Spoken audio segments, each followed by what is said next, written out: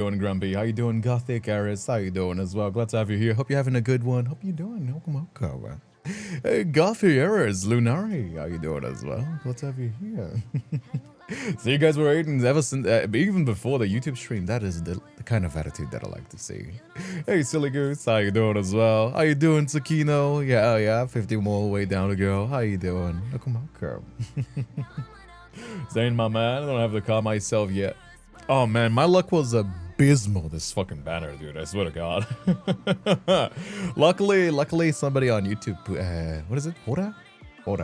Help me on Discord. Help me borrow the account. I know some people offered. Thank you so much for everybody. Yes, my luck was abysmal this fucking banner. It was crazy. Like, straight up, I'm still kind of salty that $80 only got me a single memory. I'm gonna sue fucking Info, dude. Ain't no way this is right. But, you know, I'm not putting any more money, so this is kind of how it goes. But yeah, how you guys doing though? Your luck is always bad, apparently. I'm just hoping that, like, the reason why I don't have any luck in gacha pulling is because my novel is gonna pop off, and I'm using all my luck on that one, because I'm gonna cry. I'm gonna cry otherwise. Well, yeah, how you doing though? Hey, Sean, how you doing as well? Looking in both channels, please do. Please support me on YouTube if you can. I would greatly appreciate that. Hey, Itchy, how you doing as well? Yeah, thank you so much for letting me borrow the account, by the way. How you doing? Welcome. $80, what the fuck? Yup. No, straight up, like, that's not like meme, that's like straight up, like $80. 80 buckaroos, American style. Only a single Silas memory. I am not even joking. 156 pulls. Yup. Yeah, that shit sucked. That shit sucked so much ass. It's not even funny, dude. Anyway. But yeah, that is kind of the plan, though. That is kind of the plan. But yeah, hey Test, how you doing too? Hope you're having a good holiday. Oh, I hope you're having an amazing day so far. Hope you're having an amazing day. I want this 2026 to last a long time so we can spend lots of memories together. You and me, you know? Please keep supporting me on YouTube. I would greatly appreciate that. But anyway, yeah, today we're finishing off the memories. We're watching Zayne and Xavier. Today's memories. So yeah. At least you got your boy. At least I got my boy. At least I got Silas. That's not worth it, but what am I gonna do? It's really not worth it. It is really not. Like, playing Love and Deepspace is by far and none the worst financial decision I have ever taken. So, hey, we're already here anyway. Might as well enjoy. Also, you like my shirt? It's like from the local cinema from my city. It's kind of cool, actually. It's a little bit big, though. It's a little bit big on the shoulders. It's like very tight torso, but like very long sleeves. I don't really like those. It's like very boxy. And it just looks... like, it doesn't look ugly. It just looks tight. It looks boxy. I don't like it. I'm only 45 pulls and I got a non-event 5-star. Oh my god. Pain. Trigger warning. It's the worst part is that happened twice. Before it was with Raphael in the multi-banner, the last multi-banner that we had. And now it happened again. Which is rough. Back to back like that is rough for me. Anyway. That's just... what am I supposed to do, you know? What am I supposed to do? It's just kind of how it be. Hey, Kuka, how you doing as well? Hey, Quirky Bones. But yeah, what's over here? How you doing? Welcome. Make yourself comfortable, because we are just getting started. And yeah. I finally made the pull from Mumu Player. I'm not going to lie. I used to recommend MSI, but I'm going to be for real with you. Mumu Player it's got these tabs, sort of like organization, which is fine, I guess. But the player itself is a lot lighter, so I think I'm gonna be sticking with Mumu for the time being. Mumu Player, apparently. But yeah, my Xavier account was lucky. Got our 1 Xavier, a 0 Zayne, +1 standards with 100 pulls. Got an event Silas, hard soft pity after 60 pulls. Then Silas came home following the 10 pull. Mine has been Unlucky to say the least. Unlucky to say the least. W Plays shout out before we dive in. Sounds like a good time. Yeah, W Plays shout out. I've been playing it as well. Also, by the way, I'm sorry that I couldn't stream yesterday. I've just had some issues with my family, and yeah, I wasn't feeling too great yesterday. I fought with my family. They have been not very easy to live with. So, thanks for everybody that sent some support and love on Discord. Yesterday was I didn't want to come over on the stream and like crying and do all that shit. It's just sometimes family is a little bit, but I appreciate that. Anyway, I don't want to talk about that. I don't want to be mushy. Anyway. W Plays gang. I'm working so hard. Most of this white piece on the Nova's hair was I did. I see some people are working on like Chunky's shoulders as well. Like we basically finished off the titties as well. On my end, working on Vora now. I also did a little bit of this area of the hair here. But yeah, everybody's going hard on W Plays, which is nice. I like to see it, cause I don't know, dude. It's just like a little community like leaving its mark on the world. You know what I mean? And like sure, like it's not that big, all things considered. Like when you compare it to like other big projects. I don't know, dude. It's just our little corner. There's a few others that we've done. We've done Love and Deepspace. Not everything that we do needs to be, by the way, like themed after my branding, like the VTuber stuff. But we've done the Emperor as well, alongside like the K-pop and the anime, right? We've done Love and Deepspace here in China. Yeah, we've done Love and Deepspace. We need to do a bigger one. In Love and Deepspace. But yeah, done a lot of stuff, doing a lot of stuff. And I've also done a few solos myself. I've done a Dante here. Because it's the city of Dante in the US. Nyla did this. I did this. That was mine. I did the monster and did drink Virgil because I thought that was kind of funny. And yeah, where is it? Now we're back in the United Kingdom in Scotland, I think. I'm not good with European geography, so don't at me. Hey Eros, how you doing as well? Okay, evening, lovely Chaos Squad. How's you guys doing? How you guys doing as well?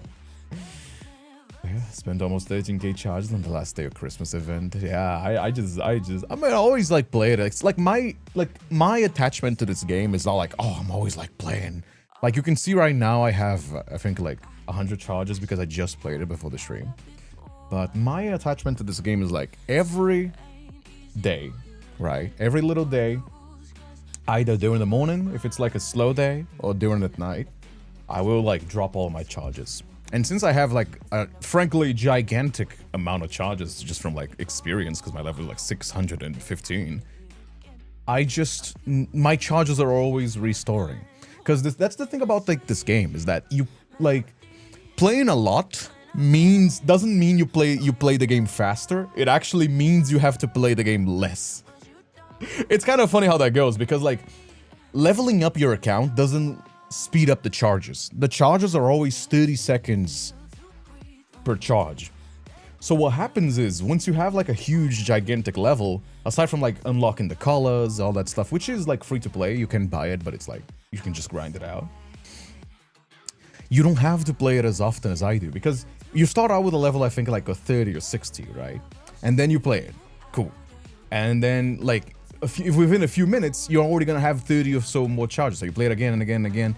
But when you start getting to your level to like your charge max to like 1,000, 2,000, 3,000, you can spend the whole day just not playing. Your charges are still gonna be recharging because the only times that your charges are not recharging is when they're maxed out, right? So that's just kind of how it happens. This is kind of how it happens because as long as the clock is ticking, you know, as long as the clock is ticking here, there's just no reason to do anything else. You can just leave it. You know what I mean? Hey Tess, 6 months already? Happy 6 months membership on YouTube. Thank you so much as well, my friend. One of my first 5 ever members. I know that for Twitch, there's still like the people that joined in. You know, there's Faye, there's Zaki. But on the memberships on YouTube, yeah.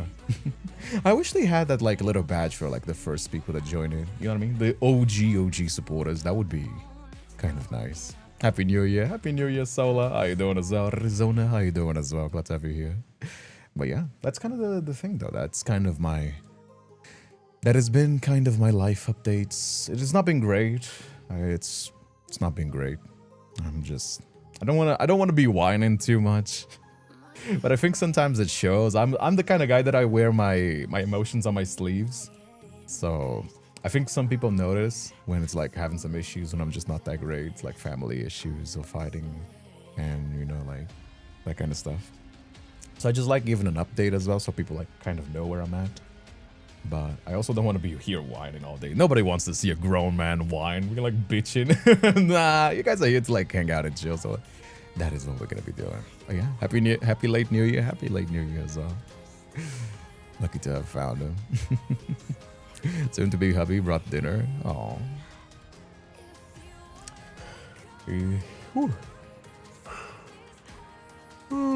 He's on Twitch, yeah. You don't have to join on Twitch. Absolutely not, Gothy. Feel free to stay on YouTube if you want. Absolutely.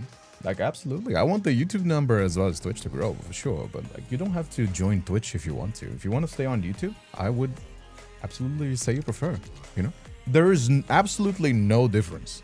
There is absolutely no difference between YouTube and Twitch. You can watch it whichever you want. I'm actually kind of, like, leaning on towards the side of YouTube because YouTube has been growing so much and it's unironically been great. So I actually I've been kind of moving forward been kind of moving towards YouTube in the past few months, especially because like Twitch had that issue where they weren't counting lurkers and just being annoying with like view counters, even though I know how many people are here. You know what I mean? Oh, chat replay's gone. That's misclicked. It's not gone. I just misclicked it. It's because I have this one to react videos because I want to keep that. So I just have like 2 chattings and I didn't change the number. My bad. My bad. I fucking Thanos snapped chat. My bad, chat. Sorry for Thanos snapping you. But what was I saying? All right. You know, absolutely. I want you to be where you want to be because I know there's some people that already watch other Twitch streamers. So like, just if I was just on YouTube, like most people have YouTube, but you know, some people prefer Twitch, and that's okay. You know, like say in the same way that a lot of people have YouTube Premium.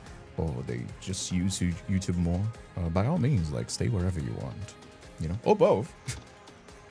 I'm not gonna stop you. You don't have to, but I'm not gonna stop you. It does support me more. But you know, just letting people know. Just letting people know. You know, that kind of all that YouTube stuff that I don't do. And I should probably do more like whoa, don't forget to like and subscribe the video and just join the memberships. I don't do that kind of stuff. If you want to, it's there.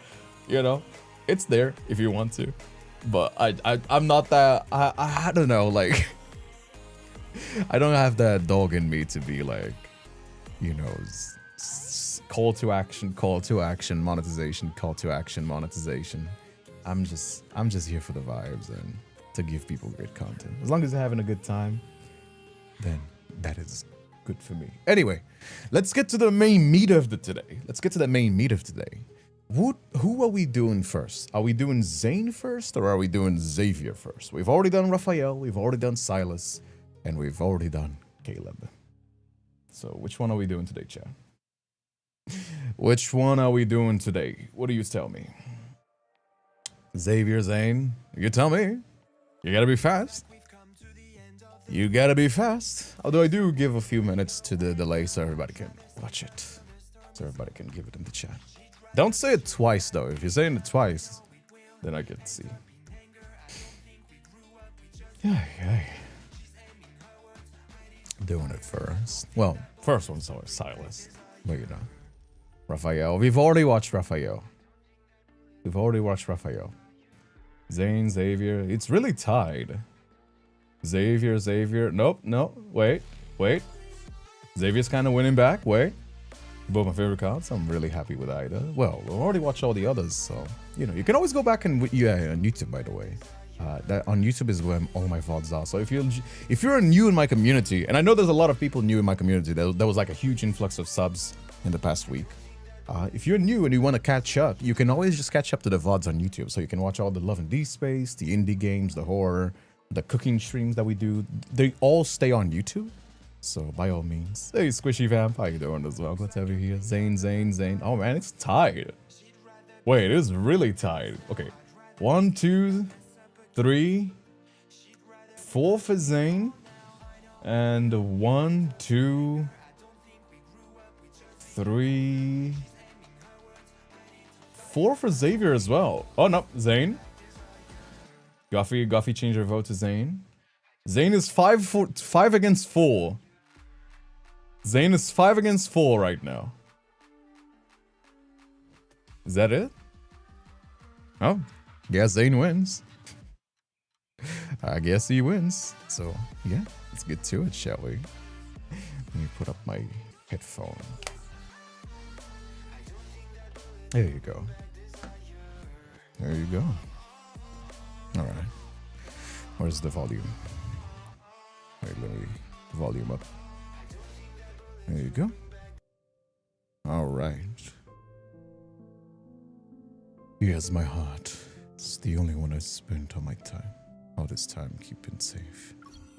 Primordial chaos. There you go. Let's get to it. Zayne is hot, Xavier's cute. I think all the boys have their appeal, I would say. You know? Allure Galaxy, Cosmic Empire. After breakfast, my hurried footsteps accompany the secretaries as they echo in the corridor, heading towards the council room.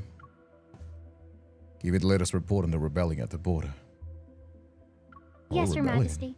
2 days ago, an armed conflict broke out in the Sten Galaxy, a vassal to the Empire. Hey, Starlight, gave in an ad, lad. Well, YouTube know my audience. Hey, Katsu, how you doing as well?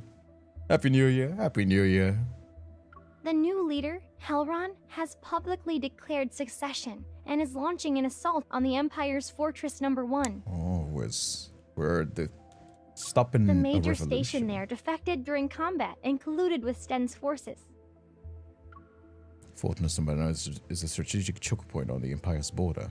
Its firepower is enough to lock down the entire Stein Galaxy. It's the Empire's spear and its shield. If it falls, the unrest will inevitably spread to the heartland. The traitor at the border, Major Wacy? I presume. Where is he? After the rebellion was crushed, he was taken to the Oh man, Empire's shield and most secure spear prison. is a very good metaphor Now, for Zayne. he waits. Good. Let him ruminate. The more pressing matters at hand. Since the rebellion Fortress No. 1 has been dealt with, a power vacuum has formed. Spoils must be claimed. Ooh, power vacuums are dangerous. I don't know if you ever got interested in that kind of like politics, warfare. But like those are very dangerous times. It's so agree test way better than those fucking AI ads. Oh my god, dude. No, don't even tell me. We'll let the campaign against the rebels. It was the Grand General, Your Majesty. His forces have already taken control of Fortress No. 1. Oh yeah. The Grand General has just arrived at the palace. I'm assuming it's Zayne. He's waiting right? for you in the council room alongside the... Zayne. In the second month of my reign, Zayne left the capital to deal with the rebellions on the border. It's been 6 months since I last saw him. To ignore the limits of his authority again. This is idea of a gift. Limits of his authority. No matter. I'm ready to play his game. Is she worried because he might gain too much power or something? I'm gonna go hunt Venom down. Go get her. Go get her. Bring people into the stream. Go forth. With the finest visage. Deceive their eyes. And disguise your true heart underneath the guise. Oh man. Average Zayne. Zayne, talk about your feelings. Challenge. Impossible. As a man Majesty. Can relate. Zayne gives me the slight nod of acknowledgement. He looks at the same as I remember. Stern, indifferent, almost unchanged.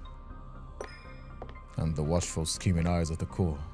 I smile and walk towards Zayne before... Oh. You spent the last 6 months spoiling rebellions. I trust you haven't sustained any serious injuries. Perhaps it's thanks to your Majesty's blessing that I remain unscathed. I like the fit though. All the boys All the boys' fits are really cool. They're not very futuristic, but like, between Caleb and Zayne, goddamn. Can't help but glance in his direction. If I can speak, the nobles below us use this chance to revel their accusations as if we've given them a signal. Whenever the Grand General pacifies a region, he stations his troops there and refuses to leave. Oh. Are they worried that he's like trying to grow his influence? That could be kind of a thing. One might think your majesty had given him those planets to govern. The Empire Codex states that one must not seize territories under the Empire's protection in the name of military achievements.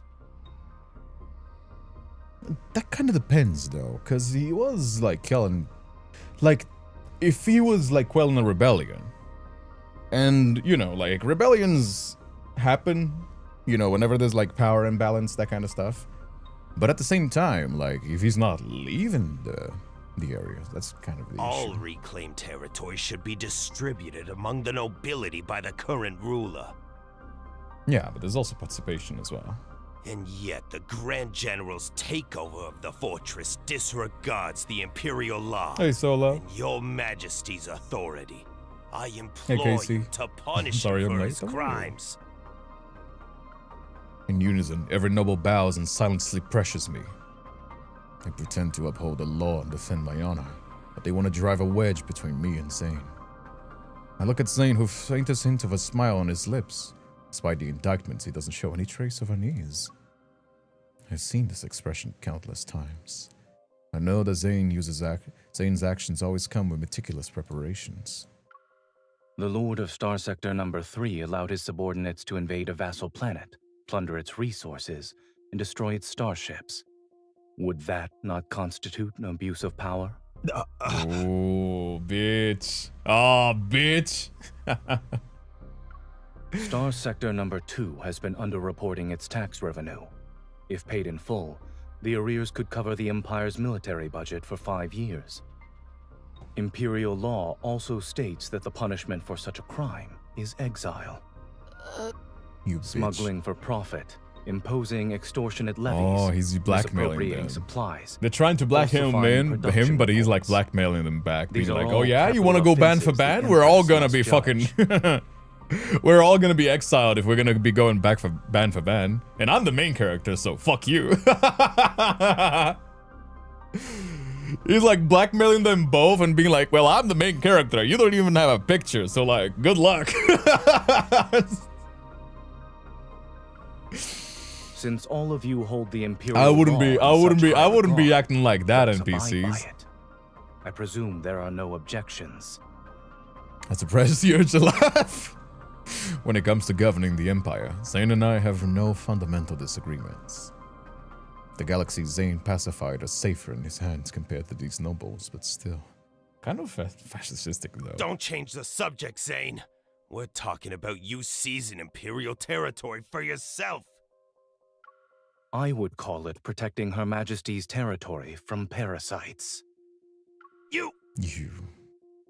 Setting other matters aside, the Goddamn, jurisdiction crazy. of Fortress Number 1 concerns When kick out his Imperial Hey, defense. JJ. A few Only weeks Her ago, Majesty I, has the not authority intentionally, to decide its I wanted, fate. I didn't want my hair to be here. I wanted my hair to be here, because it was here.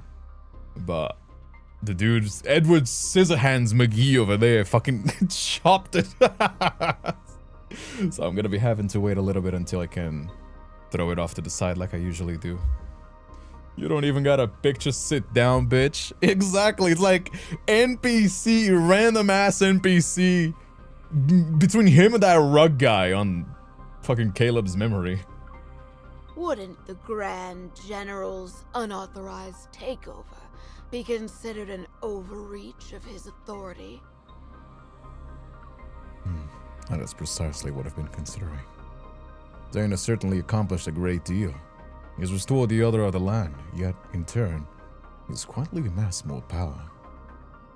Out of the nobles have remained silent, could never maintain contact with Zayne in secret. The silence of the council speaks of where their true loyalties lie. It's time to make a decision. Execute everyone! Wait!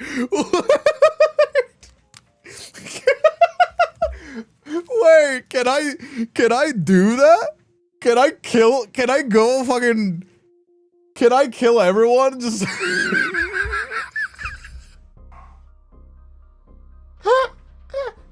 is this about kill everybody? No way, right? That's the bad ending.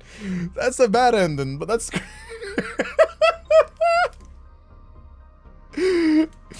do we click just to see what happens? Execute everyone. No, that's a bad ending. That's a bad ending. That's a bad ending right there. That's a bad ending. That's a death flag. That's a death flag. You can't be doing that in politics. I played Road to Empress. Okay, I played Road to Empress. That would be so funny though. Just fuck all these bitches to the guillotines, and then we are the ones executed. This is the opportunity I've been waiting for. Incompetent nobles, inflexible ministers. None of them is worthy of my trust. Zayne could have been that person. But as out of this moment, I can no longer read his intentions. So, I shall deal with it myself. It was a nonchalant announcement. There's no precedent for this. Oh, sucks to suck, little bitch. As of today, there's. Please consult the Codex. Is there anything that forbids an empress from directly ruling her territory? The nobles exchange uncertain glances. For them, submitting to me is still a better alternative than submitting to Zayne. The deciding factor is Zayne's attitude.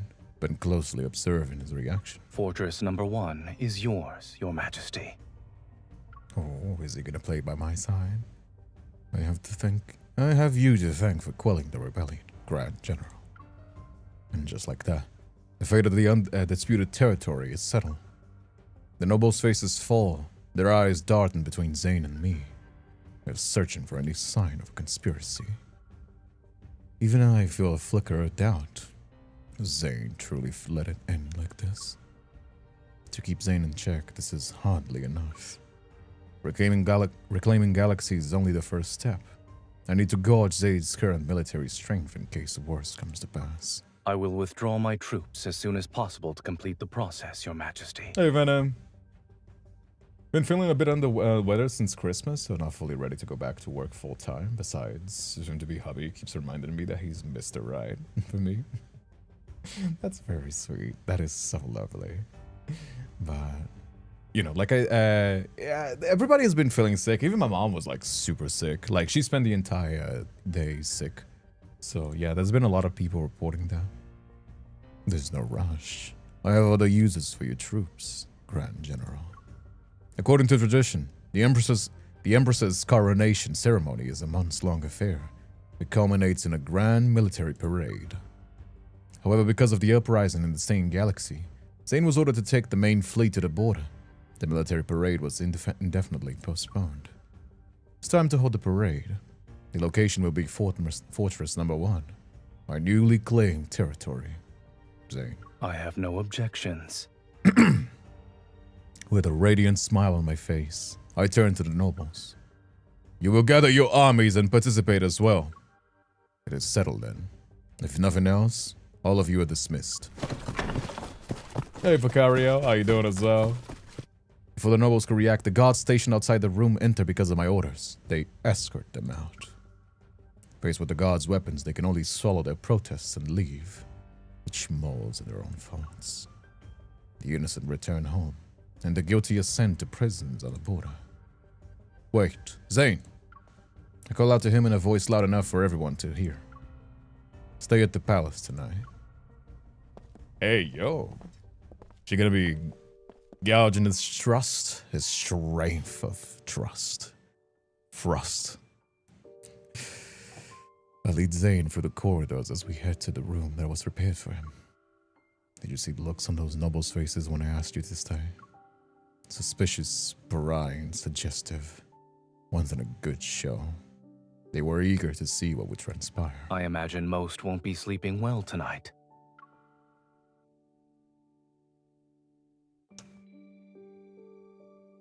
Satisfied with my victory, I turned to face Zayne and walked backward with a spring in my step. They're already placing bets on us. On whether you'll kill me? On how I'll kill you. I admit some of the ideas have been inspirational. Congratulations. The fact that you're aware means your influence is greater than what their intuition tells them. That's not the reaction I was hoping for. I turned around and quickened my pace. Your supporters grow in number every day. More planets pledge their allegiance to you. As for me, it doesn't matter how great my influence is. As an empress such as myself is still indispensable. Silent hangs in the air behind me. I wonder what Zayne is thinking. Quite some time has passed before he speaks. You've never been one to let others sway you. You know me so well. A branch reaches in the corridor, which blocks my path. Unwilling to bow my head, I stop it beneath it and turn to Zayne. Maybe out soon. I have I have things that require my auditory abilities. Oh, you tell me, my friend. I hope you stick around, though. What does my preceptor think of my decision in the council room? I deliberately enunciate the old title as if to provoke him. I was under the impression we were past that once you ascended the throne. How so? Do you remember this tree? We planted years ago. It has been all this time, and yet it never bloomed. Back then, it was only the crown princess, while Zayne was already the grand general with several medals. He commanded the army and oversaw the Empire's most prestigious military academy. Eager to learn the arts of politics from a master, I sought him out. When I returned to the palace, Zayne was the only person I could trust and depend on during the struggle for the throne. This tree symbolizes our alliance and the trust we once shared. You were an excellent learner. Hey, loud cat. Zayne picks up garden shears and begins pruning the overgrown branches. You used the military parade as a pretense to gauge the strength of my forces. In addition, you kept me here in front of everyone and used our association as a warning to the nobles. Killing two birds with one stone. It was a clever move. I do like that they're starting to do more politics-focused banners. That is kind of cool. Has it ever occurred to you that he meets my gaze and I don't look away? I asked you to stay because we haven't seen each other in a long time. It wasn't necessarily because I wanted to intimidate the nobility. The journey from the border to the Empire is long. You need to properly rest. Zayne is momentarily stunned. Seeing him at a loss for words improves my mood. Your room is just ahead. You've used it before, so I doubt you need me to show the way. Was this walk always short? What a shame. I wanted to see Zayne speechless for a little longer. Holding my head high, I pass under the tree and walk away. Aww. Something that I see the MC... I haven't seen the MC do as much. To be fair, it has been a while since I played Zayne's Memories. It's like a good way to break the character of the stoic guy that likes the MC is to tease him a little bit. You know what I mean? Just push him out of his shell in a way. You know? In the study, Zayne and I sit across from each other, and the holographic screen is between us. The combat simulation is about to begin. The Empire's deployments have been adjusted according to my new defense protocol. The simulation will test its viability. Zayne attacks while I defend. The simulation ends when the Empire falls. You're having snow in Christmas where I am? I live in Brazil. I've never seen snow in my life. Other times I'm called New Yorker because of my accent whenever I speak English. The protocol is my chance to prove myself as the crown princess. I'm taking this very seriously. which means Zayne will show no mercy. Checkmate. Oh? Your defenses are impeccable, Your Highness. Your execution, however, could be improved. Stop mocking me. I'll defeat you in the next round. I'm looking forward to it. Oh, it's something that I haven't seen in a while from Zayne, but like I really do enjoy the mentored student, mentor apprentice sort of like vibe as well. Not in the same way that like Childhood Friends to Lovers is, but like I still enjoy the skill games, right? Which could be like combat, it could be like chess. But like this, like I'll get you next time. It's like it gives me the same vibe as like I'll pay for, you know. It's like when you're going out on a date and it's like maybe next time I'll let you pay for dinner. You know, it's like already promising you next time. You know, like it's like spending time together, that kind of stuff. I quite enjoy it. It hits the good notes for me. I triumphantly look at Zayne and he still appears certain about his victory. When I realize something is amiss, the tables have turned. My troops are forced to retreat and recovery is impossible. Is there a need Hey Penny, to play hey this Reese. Oh, sorry, Salem. How you doing as well? I love Zayne's card. Well, you got here just in time. We're just about to get started. Well, just getting started. My garden suffers every year. Didn't get any cherries. Damn it. Why can't I beat him? Doesn't matter what I do. The defense protocol is sound, but my pride is on the line. Take back move. Or cheat. Let's cheat. It's not over yet. Give me a moment to think. Pretending to contemplate, I let my gaze drift to the window. Zayne, why hasn't the tree we planted bloomed yet? As I had hoped, Zayne follows my gaze. It's possible that now's not the time. Some trees don't blossom in their first year. While he's distracted, I quietly mute the simulation and stealthily regress one of his military units to my command. And some trees bloom when you're not looking. I meet Zayne's gaze. Change it back. Cheating is a skill. Hey. Cheating is only wrong if you get caught. Otherwise, it's on the player to not get cheated. Pay attention to the game. All right. However, I caught you red-handed. Yeah. So your attempt failed. He's not wrong. You know, cheating is a skill only if you get it. If you don't, then you're just kind of cooked. All right. I made a misplay. I want to take back that move. Without waiting for Zayne's answer, I reach for the undo button and try to rewind the battle to the point before his counterattack. I'm afraid that's prohibited. Before I can touch the button, the layer of ice freezes it. Oh shit. Don't give me that look.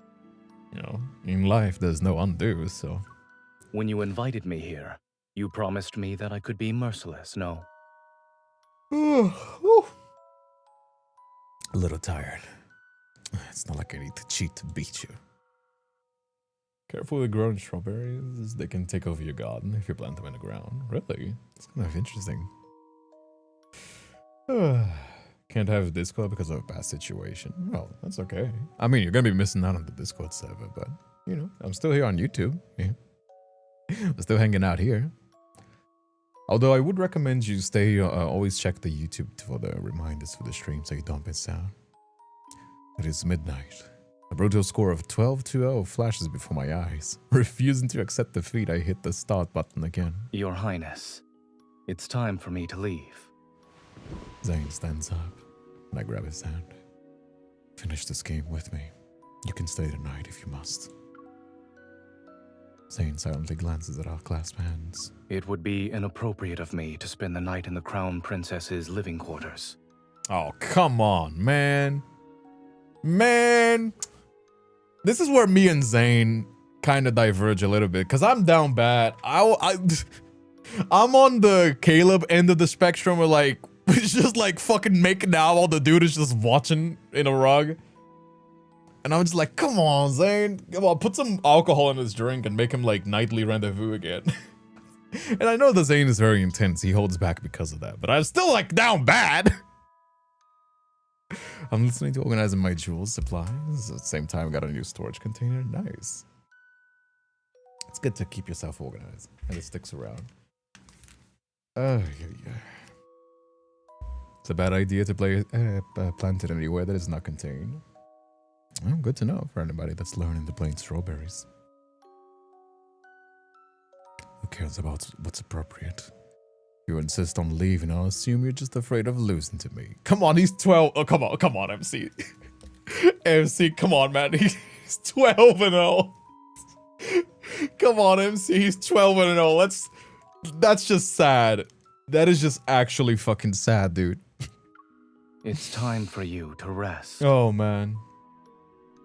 The other nobles. Oh my, how scandalous. Zayne is in the Emperor's quarters. Meanwhile, the MC, Zayne, you're not allowed to leave until I beat you at chess. Yeah.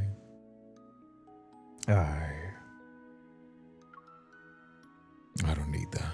I need to figure out how to beat you. What are you willing to How many people we got in the sacrifice Mr. for Stream victory? party? Loudcat, Tsukino, Grumpy. I don't know. I think I saw Loudcat. But I don't know if Tsukino and Grumpy are here. It's always with Discord. If you want to call them out on Discord and be like, hey, just making sure if you can come or not. You know, sometimes you just forget. Sometimes you're just distracted. You know, roll into here. Yeah, Tsukino's here as well. I think they're just quiet. I think they're... No, yeah, Loudcat owner is here. Yeah, no, I saw.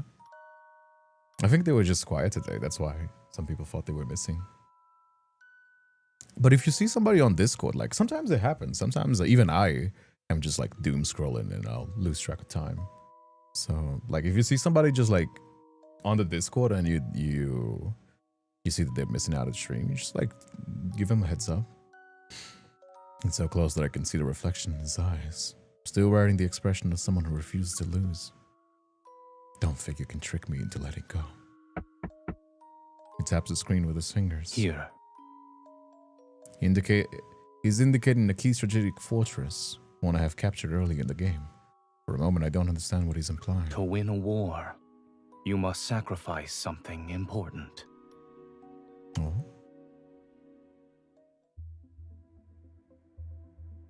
Look, Your Majesty, it's the Valkyrie. Fortress number 1, Empress's mothership. My thoughts are interrupted by the maid's voice. I collect myself and look out of the window of the mothership's observation deck. Numbers from the countless combat simulations appear before me as formations of battleships span across the starry expanse. To win, I must sacrifice something important. Out of the corner of my eye, I see the nobles are captivated by Zayne's formidable starship fleet. When I hold my throne was still precarious. Zayne played a part of my adversary. He drew the animosity and the scrutiny of the nobility away from me. Now the nobles are more or less under my control. Zayne's power can't be considered a simple counterweight. He has become the greatest obstacle to my rule over the Empire. To reclaim my power as the Empress, the first one to be sacrificed must be... Oh. Your Majesty, it's time for your speech. Fixing my back, wait. Oh.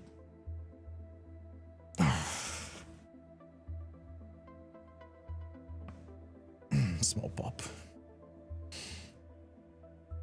Right. Whew. All right. The platform I'm standing on slowly rises, the comms channels open. The entire Imperial army waits patiently for my speech. Reining my gaze and my thoughts read from the prepared script. The words are raw. Platitudes about the Empire's future, the Empress's glory, and... Zayne displayed extraordinary merit in quelling the rebellion, Fortress number 1. He has personally trained countless brilliant military minds and laid the foundation for the Empire's order. I recite Zayne's achievements without even glancing at my script. In regard to everything he's done for the Empire, no one knows him better than I do. Once believed to be shouldering my burdens, only later did I realize what he had secured for himself was more than I could have ever imagined. Zayne is the Empire's sharpest sword and his silent guardian.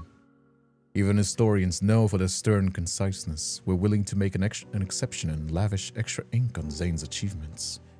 They left behind a rare commendation. It is said that during the military parade in the cosmic year 649, the Empress read out loud its contributions to the Empire for sunrise to sunset before finishing the list. But let us skip past the grand highlights of his ceremony to witness a minor, unexpected incident. It was this interlude that gave tense to the tense parade a name fondly remembered in the streets and alleys for generations. Rise and fall of the Cosmic Empire.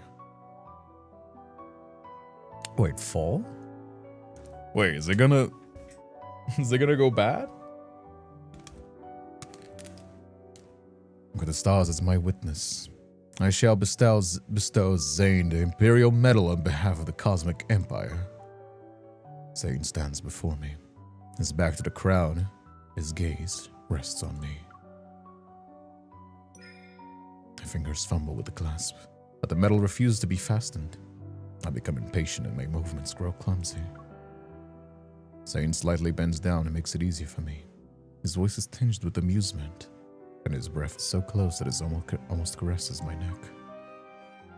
You appear to be rather reluctant to bestow this medal, Your Majesty.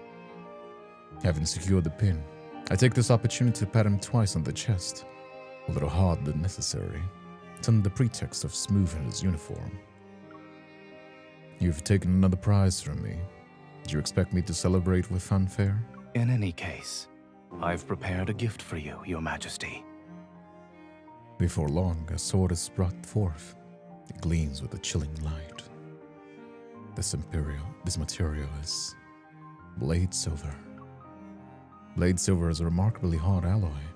Weapons forged from it are exceptionally sharp. The key mineral for its synthesis is found only in Stinging Galaxy.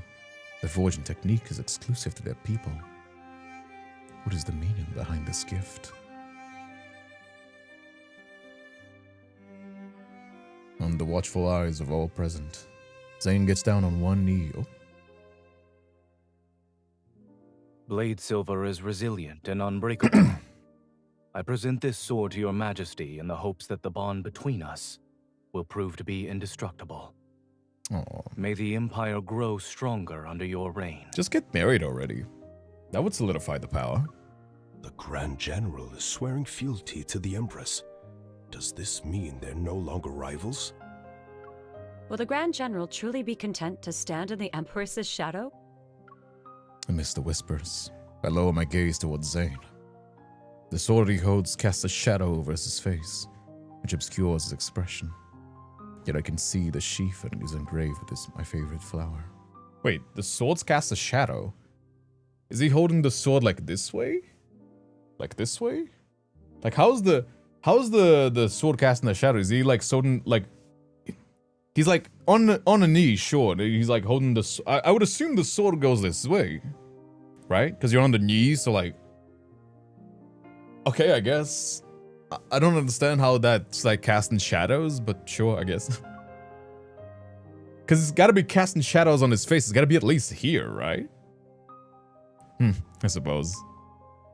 Just means. Did you have these carved for me? Yes. He's got the cuts, he's got the face, he's got the attitude. Yeah, fucking Zayne, I think, has the sharpest jawline out of all the boys. Like, he's been mewing like crazy. All of this effort. Are you trying to rekindle what we once had? Everyone around us holds their breath. They're waiting to see how Zayne will respond to my pointed question. Composed, Zayne rises and fastens the sword to my belt with practiced ease. Just as I'm about to step back, he wraps an arm around my waist and holds me in place. You... He cuts me off calmly. Has it ever occurred to you that... Yeah, I mean, sword lifting is the sword horizontally over his head, maybe. But horizontally wouldn't make shadows, would it? Like, how fucking large is that sword to, like, cast a shadow over his face? Like, I'm holding my hand like this, and that's, like, barely covering my face. That's what I'm saying, you know what I mean? How you doing, Ming? How you doing? Welcome. I'm First time in the chat. keeping a promise. Is it the first time, or are you just quietly as a watching? gift for your coronation.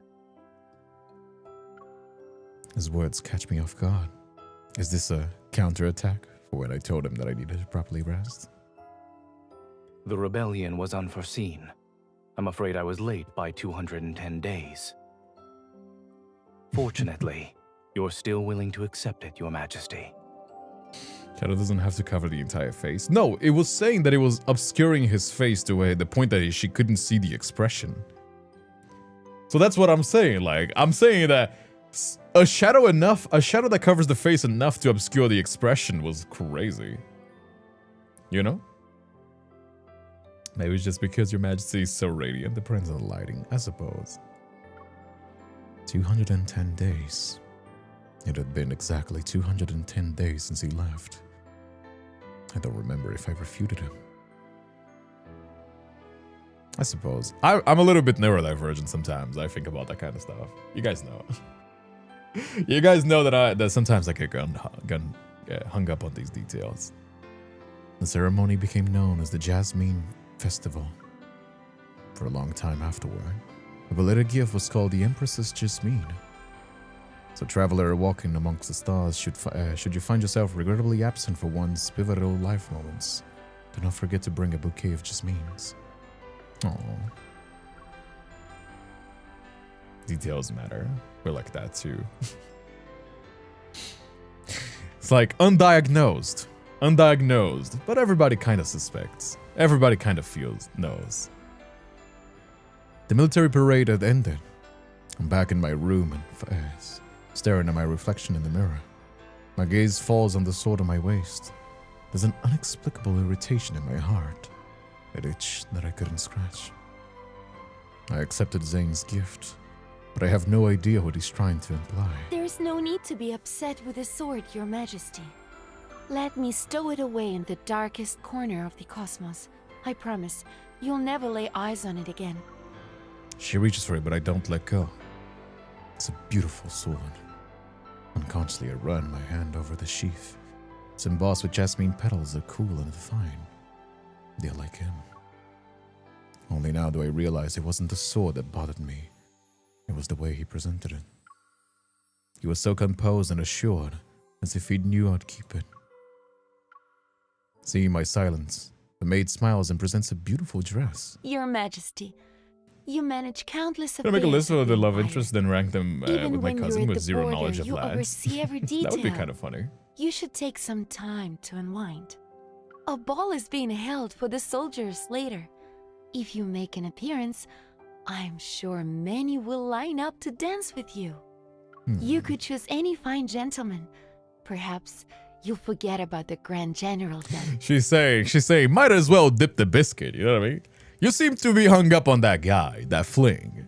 Might as well dip your biscuit in some other milks and see what else is on for sale. The Saturday was on my mind.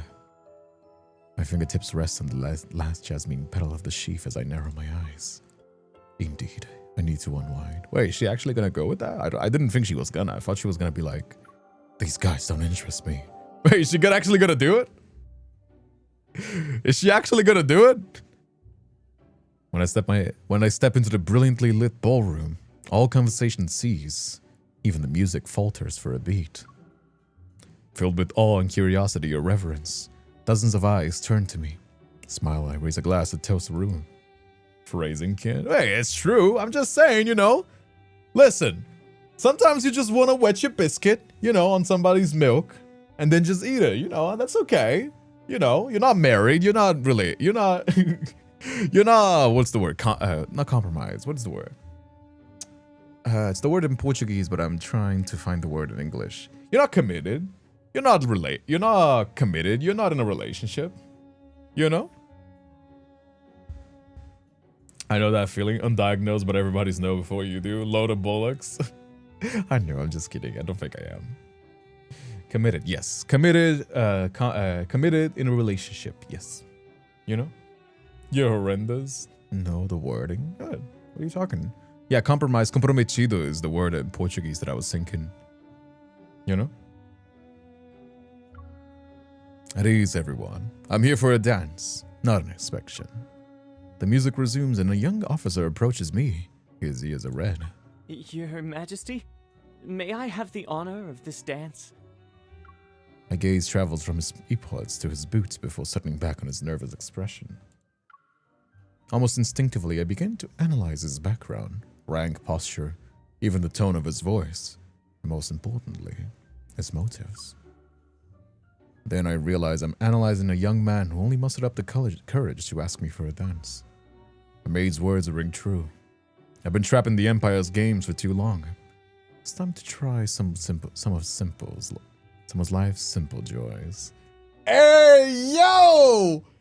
Hey yo! Fuck me, man. This everybody just wants to smash. Jesus fuck, dude. Everybody's just looking for a fling in this fucking banner. Jesus Christ, man. Fucking. Yes, Your Majesty. I will always be loyal Yeah, to sure. you. Let's take him out for a ride. Let's take the all right. His then filtered display of fondness makes me smile. The candid admiration and reverence. Haven't I been looking for those? For some reason, my thoughts drift back to Zayne. Oh man. POV, you're stuck on that. You're stuck on that sexy man. You're stuck on that POV, you fell in love with a possibly autistic man that is not very good at talking about his feelings, but is very hyperfixated and has an incredibly sharp jawline. But at the same time, you just kind of like wanted to wet the biscuit. So you're like, I'm gonna distract, but then you just can't stop thinking about that. That's kind of crazy. Hey, Betty, thank you so much for the host. How you doing, my friend? Welcome, welcome. Today he pledges loyalty to me before everyone. But when does his heart truly lie? I place my hand on the young soldiers and walk towards the center of the dance floor under everyone's gaze. You won't even dare to look at me, and I feel awkward. I'm unsure of how I can dance with somebody like this. The ballroom door swings open. The sudden noise brings the orchestra to a halt. Is it gonna be our boy? Is it gonna be Zayne? Feels as though the air has been sucked out of the room. Only a frozen silence remains. A frozen silence. A familiar set of footsteps echoes across the floor. The crowd parts like the tide, and Zayne comes to a stop before me. Artistic man, you can be Find someone autistic else together. for your first dance. You telling me? You telling me? Yes, sir. Oh my. Okay, Zayne. All right. That assertiveness is exquisite. Find somebody else for your dance. This one has already got a man. Hey, yo. You know, as I was just making fun of him for not being like so vocal, he's being very vocal right now. And adamant too. The young soldier joins like a new recruit being called on. He salutes before hurrying away. I stare at my empty palm. You're scared off my dance partner. Zayne extends his hand as an invitation to dance. In that case, I'll be his replacement. Oh, After replacement, the military huh? parade, rumors say we're in the midst of a power struggle. Hey, actually, Supposedly, 300 they're IQ. conspiring to force Wait, 300 IQ. Wait, 300 IQ. Oh my god, 300 IQ fucking MC. I didn't realize this. No, duh. Cause yeah, that's kind of what you gotta do. If you're getting too obsessed and if you don't know, like, you're kind of hot and cold, you're kind of hot. Okay. That's actually, I didn't even realize that. Usually I'm the one giving this advice. But yeah, no. That's actually a really good way. If you're hot and cold with a guy and you're kind of like feeling each other, he's feeling you, you're feeling him, but you're not too sure if you're putting on a little bit more weight than he is, here's what you do. You actually should pull back. You should pull back, and then you're like, oh, like, you know, is he gonna, once you pull back, is he gonna let go and just like forget about you, or is he gonna go after and like actually, you know? Wait, oh my god, dude. Oh my god. I didn't even think about this, because I was just like so focused on like, oh, you know, like she's just looking for somebody else, that I didn't even realize that. Actually smart. Oh, so smart.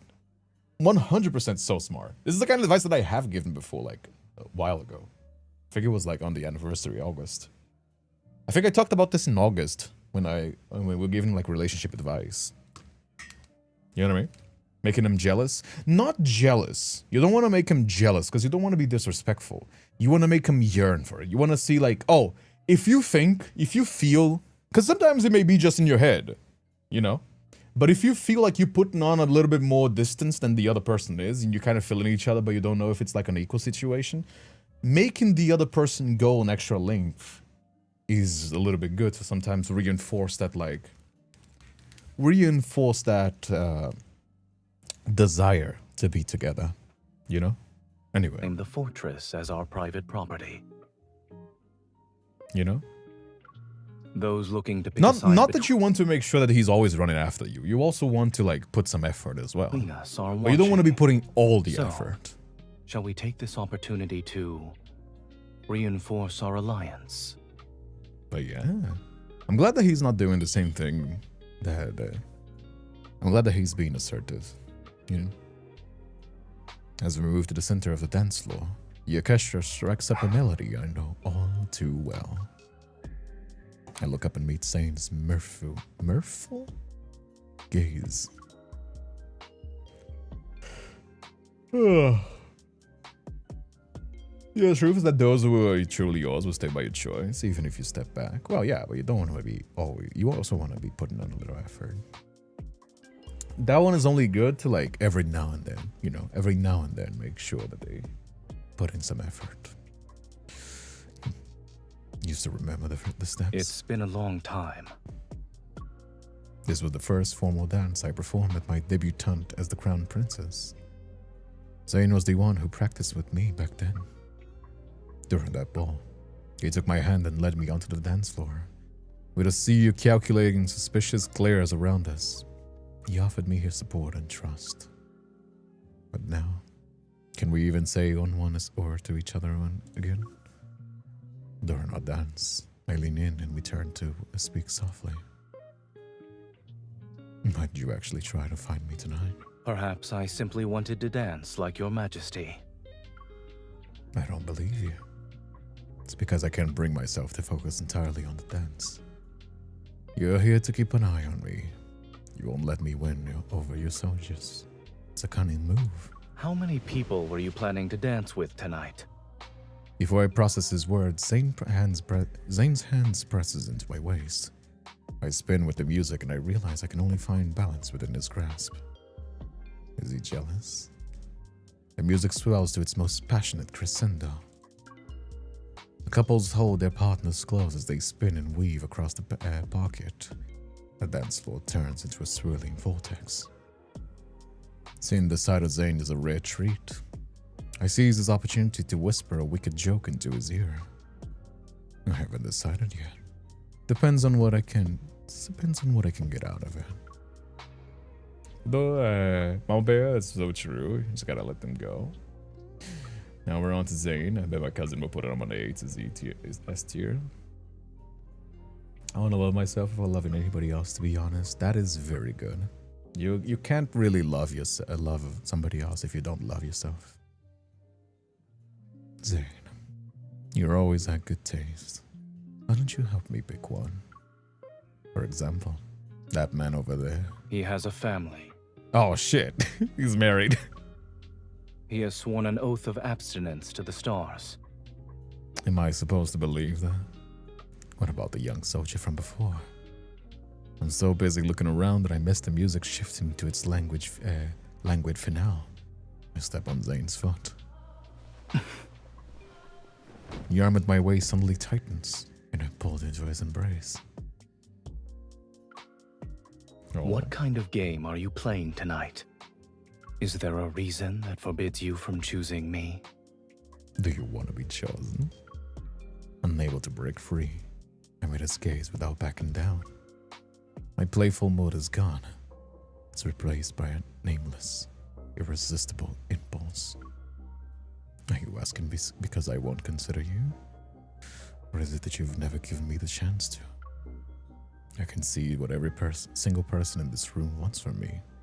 Plain, raw, within my control. But you're the only one I can't read. Even when you're standing right next to me, right in front of me. Zayne releases his grip. The allure of that fervor, adoration, and worship is fleeting. You'll tire of it eventually. What you truly need is... Oh, he knows what you need. I need, huh? As the first dance ends, fireworks bloom against the night sky. Everyone's gaze is drawn to the brilliant display outside. The fireworks drown out Zade's words, yet the impulse within me has been ignited. Oh.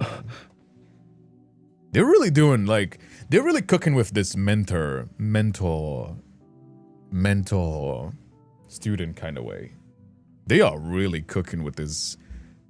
God damn, that's actually kind of funny because I commented about this. I never really saw, because I've only seen Zayne's memories from like the slice of life and the myths, right? Where he was kind of like a power figure. He was kind of like, he has been a powerful figure. He has been like the stoic sort of guy. So it kind of fit with the mentor, but I wasn't like really seeing it in action. But like this sort of like thing where the romantic aspects of it like throw him off balance, that makes it so that the mentorship can evolve into that, is actually kind of really good as well. I'm not gonna lie, I mean, it's not really like that far-fetched. Like once you really think about it, it just clicks in and makes sense. But like seeing it in action and being well executed is certainly like very impressive. You know what I mean? The fuck music as well. Yeah, Infold's music has been good. Very good as well. It isn't particularly passionate, but is enough to make Zayne's thoughts stop. Not slop. Stop. Now he's focused solely on me. As fireworks illuminate the sky once more, Zayne leans in. This is such a shoujo manga interruption. The fireworks started right before they could confess. That's, yeah, that's true. Okay, that's a little bit cliche. The fireworks interrupting cliche is so fucking done. I know his prize rationality has evaporated at the moment, on this very night. It's also kind of funny that we usually see this like my rationality evaporated due to my love. Usually by the POV of the guy, never the girl. Oh, they gotta really wet the biscuit now. Dazzling fireworks light up the ball. Zayne and I slip away unnoticed. We hold each other close as we hurry down the corridor, and I tumble into my bedchamber. Hey. Talk about wetting the biscuit, huh? I guess Zayne heard that she was like single and ready to mingle. Was like, hey, I've been first in line way too long. No fucking I've been here way too long in line. You're not gonna be getting that from me. His kisses fall like rain and melt me into a fresh snow. My heart finds itself dancing to the frantic rhythm. Hey, calm down there, boyo. This is still YouTube. Calm down with those mouth noises. Forget about the etiquette politics. Forget about those other reasons. Tonight, I called dibs. you need. Pretty much, yeah. I won't uncover his secrets, outwit his sharp mind, or control his destiny. All I want is him at this moment. Oh man, my throat is kind of sore as well. I need to get more drinks. Oh no, there's just a little bit more action.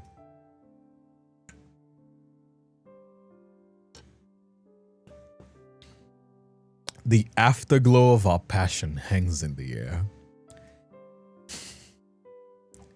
They have been getting more rowdier with the writing. Talking about afterglow after sex, I haven't seen any memory on Infold, at least like a main memory, talk about this straight up. That's kind of funny. I haven't seen one talk about this. Not even Nightly Rendezvous was like, right after we're done. They really skating around that PG-12. I really think this game... Dude, I understand why they don't. It's because of laws, right? It's because of advertisement and law. Certain countries don't like when you advertise shit that is like kind of rowdy.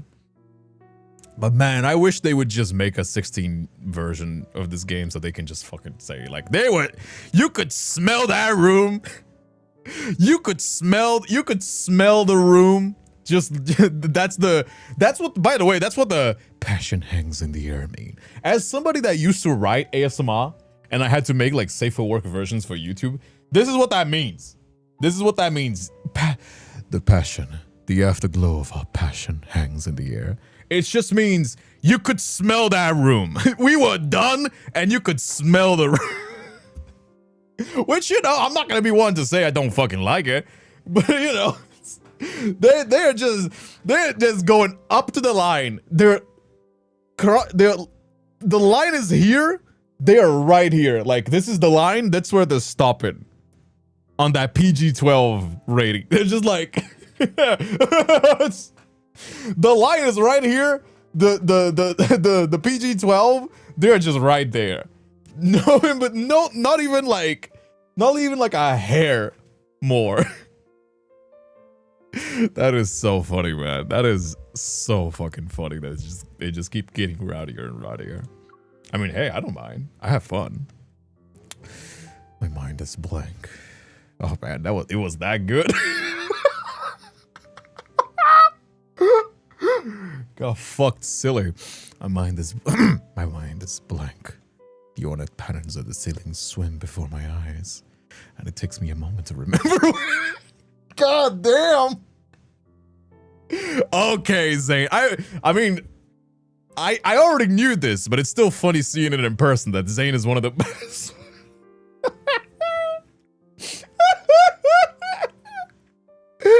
She was like so out of it.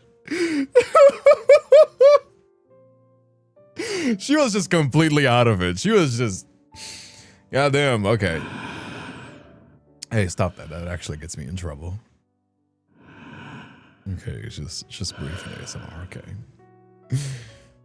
Oh man, Info is like fucking All Might, holding his hand like, now it's your turn. I leave the flame alive for you, and then it's like giving the flame to the fanfiction writers. You know what I mean?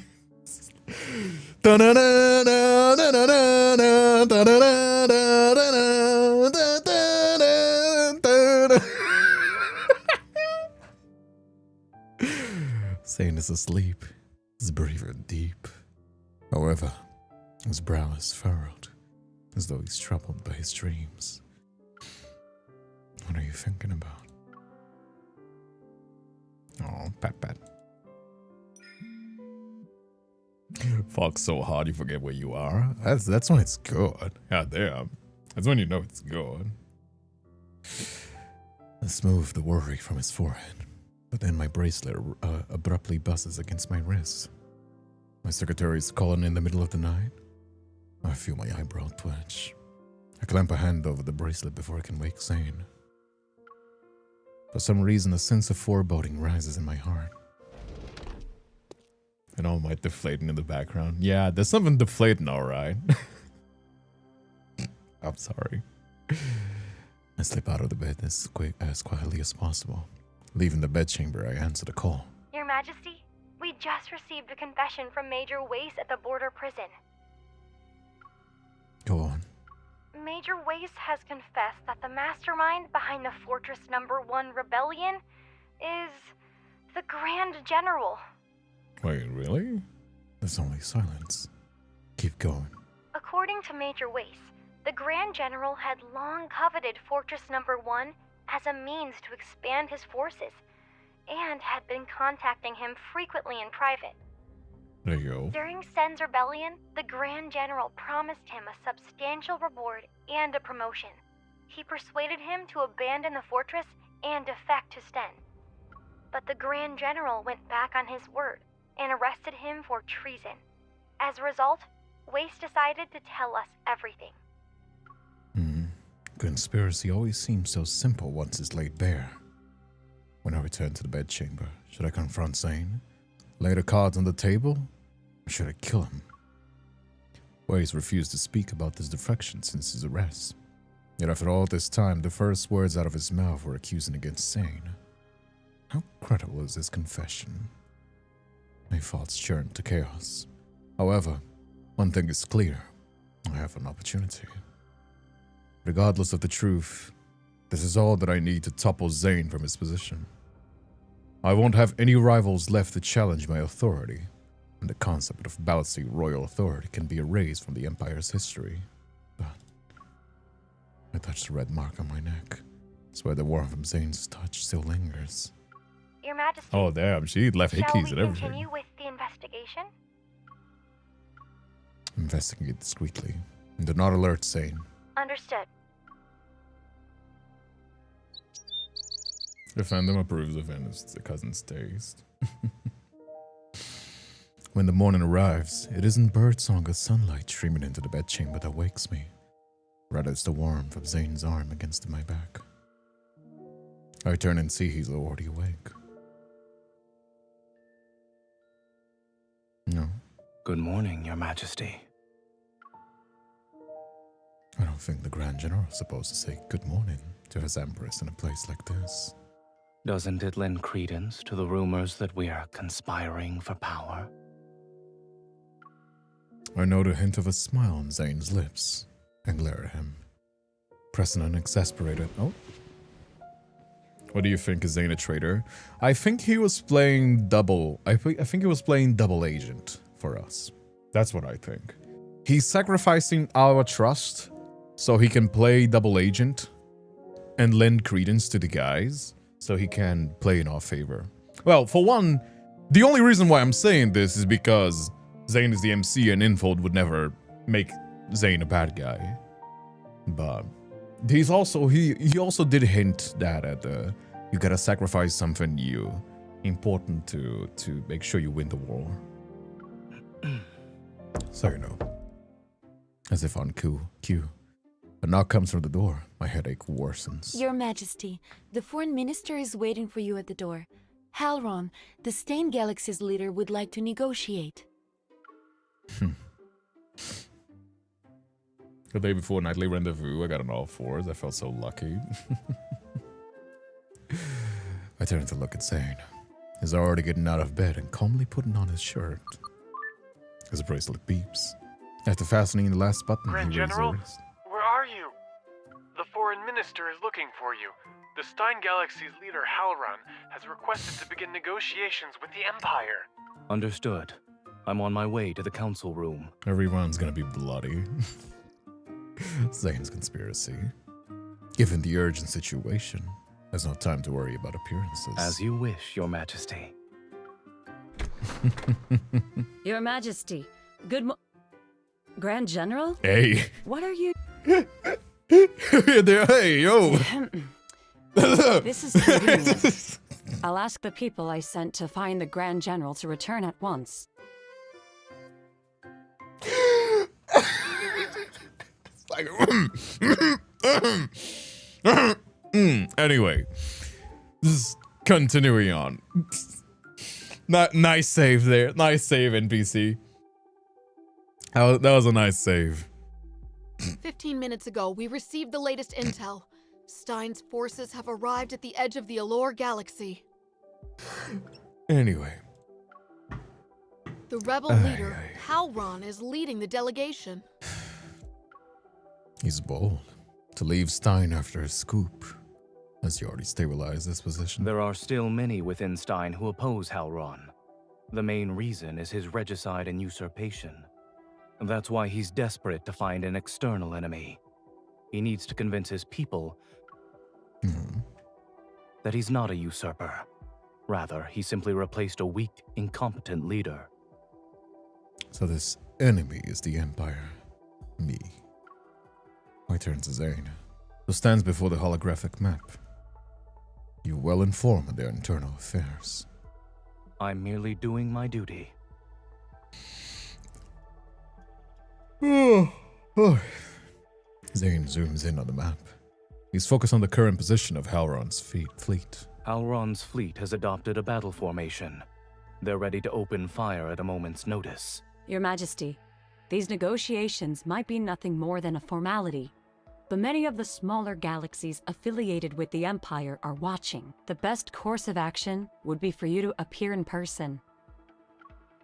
Aaron's a truly golden standard for these opportunistic rats. Then again, I could make an example out of him. Currently needs something like that.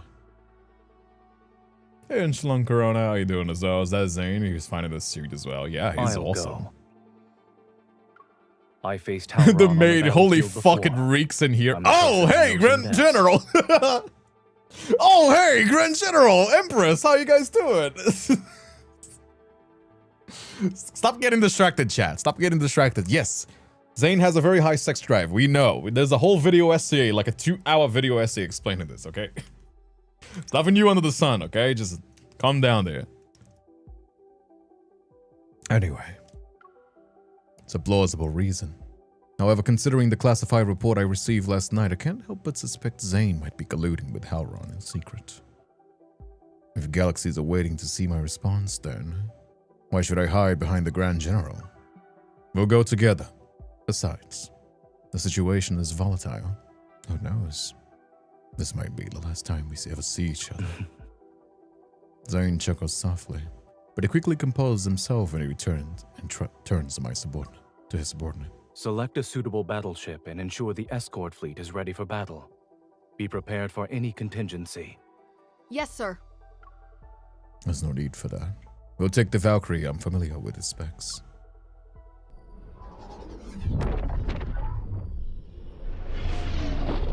Yeah.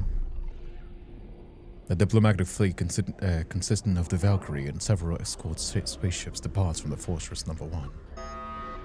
Out of boredom, I pull up a screen in front of the seat. I tap it a few times and the display is flooded with red warnings. Classified files, access denied. The security measures are second to none. Warning, warning. Unidentified battleship detected. No? The Valkyrie has been targeted. What is happening? Trouble arrives sooner than I expected. A bright flash erupts outside the window. It's followed by a violent shudder that rocks the entire battleship. Oh? It's the Heron's fleet. Hold on tight. The escorts are following emergency protocols. Zayne pushes me back into my seat, almost by reflex, and fastened the safety harness. Above his head, a panel with should be careful too. Thank you. The escort spaceships try to draw their fire, but Heron's attack is brutally straightforward. They ignore the escorts and focus all their firepower on the Valkyrie. As the battle rages, the auto-navigation system becomes unreliable. Zayne switches to manual control. The Valkyrie charges forward in an attempt to break through the encirclement. I bite my lip and glance at Zayne. His burrow is as far as mine. Zayne is working with Heron. Then what's happening? The main power module has been damaged. Please land immediately. Hey, Poemi. The nearest landing site. The view outside is strikingly familiar. Memories from long ago surface in my mind as Zayne and I speak in unison. Planet Valkyrie. It's a planet Zayne and I know very well. But the Imperial Military Academy was here previously. Without saying another word, Zayne pulls up the coordinates and initiates the warp. The violent aftershock of the warp rocks the battleship. An involuntary tremor runs through me, and I clench my fists. Suddenly, I feel the warmth on the back of my hand. I look down to see Zayne is holding my hand. This might be the end. Do you have any last words for me? I'm sorry. They're gonna die? The shield barrier slams down in front of us, but then the massive impact still makes my vision go black. Goddamn. Oh. Valkyrie Military Academy. Hazy afternoon lights filter through the air. Today is the Crown Princess coming-of-age ceremony, and the Military Academy has given everyone a day off. They currently participating in the festivities. But the Crown Prince herself, me, is exhausted from the endless flattery and niceties, so we slip away.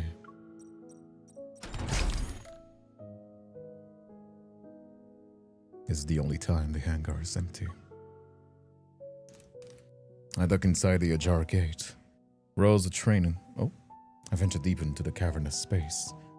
My gaze lands on the brand new battleship that's docked at the far end of the row. Valkyrie. Named after the Empire's most prestigious military academy. She has to be state of the art.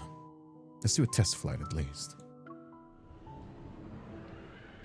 No?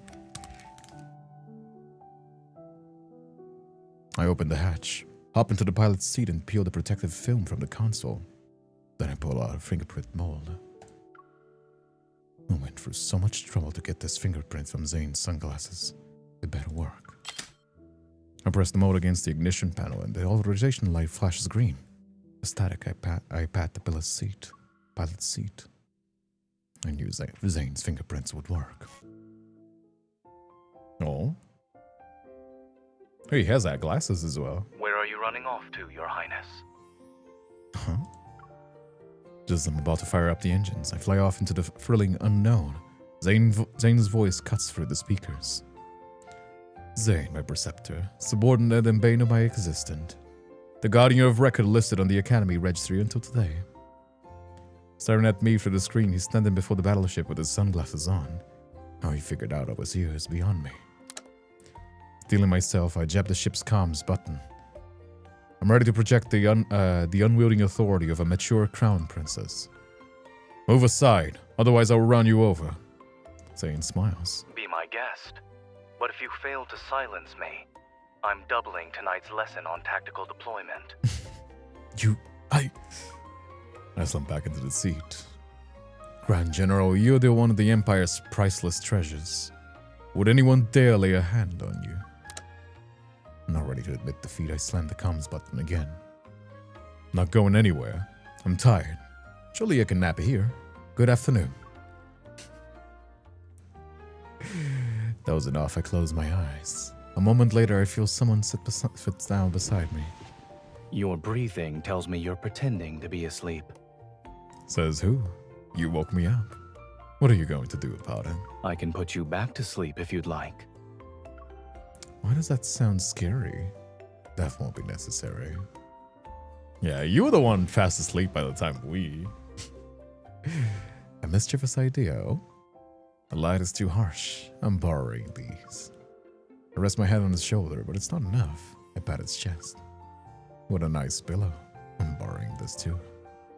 I snuggle up against him, trying to find a warm, comfortable spot in his embrace. Is there anything else? We might as well deal with them now. A blanket would be nice. It's freezing in the Valkyrie. Maybe I can use your coat. If you're keen on turning a battleship into your bedroom, I can always enroll you in the course for tactical simulation and field survival. You'll get to sleep in one for a month. Stop twisting my words. I'm going to sleep now. Feeling Zayne move, I protest immediately. Surely the mighty Grand General wouldn't deny someone her sleep. Am I mistaken, my dearest preceptor? If you want to sleep, do so properly. Stop squirming. He holds me in his arms and I feel warmer. You're always stopping me from doing things. Why is this an exception? I can't forbid someone from sleeping. And once you wake up, you'll be well rested. It's perfect for having a long night filled with lessons. Sure. Maybe you shouldn't wake me up. My eyelids grow heavy. What started as a prank to annoy Zayne is giving way to genuine drowsiness. Zayne, I officially came of age today. I wish time could stop at this moment. Soon I'll return to the palace and become the Empress.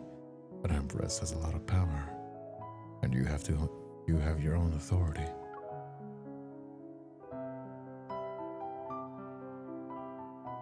When the day comes, can we still be like this? I feel Zayne holding me closer, but I might be a figment of my imagination. No. When you ascend the throne, individuals whose power rivals yours will become your enemy. This also applies to those who are weaker than you. And it includes me. When that time comes, I won't only be stopping you from sneaking out to have fun. I will counter every decision you make. I don't mind. I'm barely awake, but I refuse to concede defeat. I push the sunglasses up and look at him. I never needed anyone's permission to do what I want. Just before I drift off, I hear Zayne's soft, almost approving chuckle. Then something warm is draped over me. Is his coat. It's cold. I tighten my grip. Oh, but now what I'm feeling is it feels hard and unforgiving. Shaking my head, I notice how something is not right.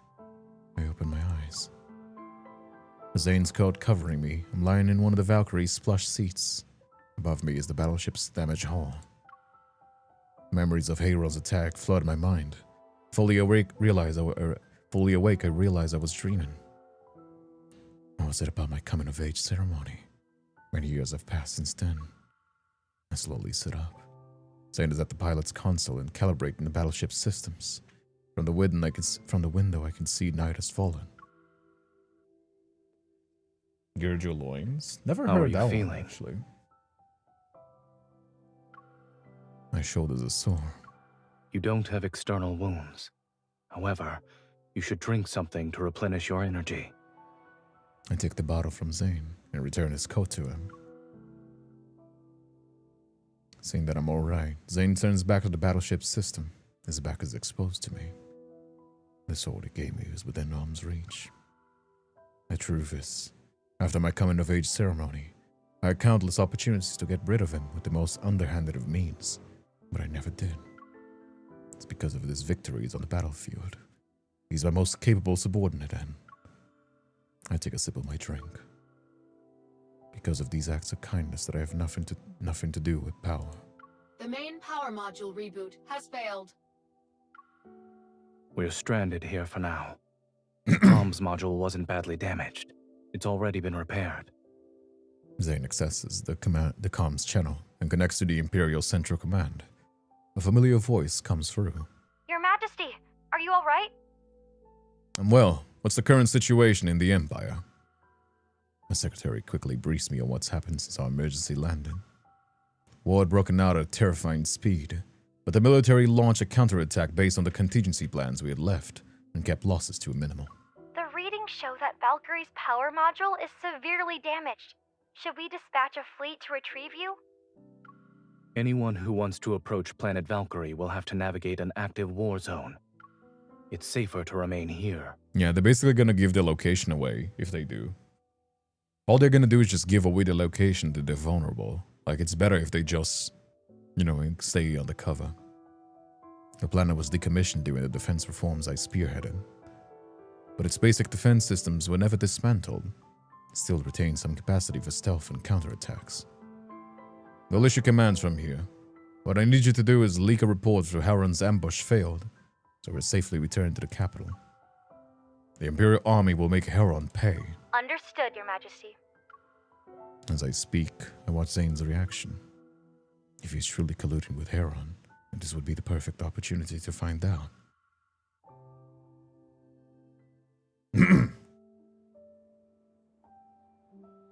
Over the next few days, Zayne and I methodically repair the battleship.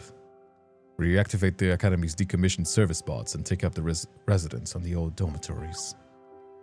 Sometimes when I wake up to the dorm's familiar ceiling, I feel slightly disoriented. It's as if I'm still the crown princess studying at the academy, and my relationship with Zayne has yet to become complicated. On planet Valkyrie, the days and nights are unnaturally long. The atmospheric dome is still broken, glitches out again as Zayne and I finish repairing the Valkyrie's hull. We sit atop the starship and idly watch the stars sink towards the horizon. Time seems to leisurely pass. My breathing slows it with it. I nudge Zayne's knee with mine. Oh. Before the Valkyrie went down, you said you were sorry. What are you talking about? It was nonsense. Don't think too much about it. I don't believe you. Zayne puts away his toolbox. His gaze follows the stars where the Academy forests lie in the distance. That tree in the palace. The one that has yet to bloom. You transplanted it from the Academy, yes? I did. But who knew it would stop blossoming once it moved? Why do you think it's so stubborn? I turn Zayne's face towards me. What I'm trying to imply is clear. Should I resort to something more extreme? Should I cut off its favorite sweet water supply, or could I mess with its lush leaves? Zayne's eyes crinkle with amusement, and I'm taken aback. I haven't seen him smile like that in a long time. Your expression tells me that you can't believe I'm capable of smiling. You should smile more, Zayne. I haven't seen enough. The novelty will inevitably wear off. I doubt it. No matter what happens, I always see you want to smile more. Feels like I'm listening to a soap opera, K-drama. Well, it's like Chinese, so not far off. It's a Chinese drama series, so, you know. More time passes. The star sinks below the horizon and rises once more. One morning, an escort starship lands on planet Valkyrie. After clearing out the ambushers, Zayne's personal guards arrive to assist us. They bring with them the Titans of War. The tactical classroom is converted into a command center where the daily strategy meetings are held. The situation has become clearer. Fortress Number 1 has played a critical role in the war. Soon we'll be leaving planet Valkyrie. But I haven't forgotten Major Wells' accusation against Zayne. Hey, can see Chinese drama? Yeah, see drama. Pretty much. Under the guise of repairing the battleship, I've been searching for clues with the remote assistance from the Secretary these past few days. Highest clearance level has been granted. Press the key, and the array's classified data is restored. Whether or not Zayne colluded with Heron will soon be revealed. The stream of data floods the screen. Three automatically logged flight paths appear before me. Zayne met with Heron at the border more than once. I can't believe he could tolerate making deals with such a man. There's also a heavily encrypted attachment. The password is, I tentatively type a string of numbers. It's my birthday, the day when I'd be a little older. I don't know whether to feel bitter or glad. The decrypted file reveals an agreement. There are only a few clauses, but they spell out every step of the Stain's rebellion again in great detail. Zayne would instruct Major Wells, who was stationed at the border, to secretly help Heron absorb power, seize the Stain Galaxy, and declare secession. Once Waze defected, Zayne would step in to suppress the rebellion, which gave him a legitimate reason to take command of Fortress Number 1. Then Zayne would quell the unrest caused by the civil war in the Empire and seize power for himself. The final line of agreement states that the Empress would be handed over to Zayne.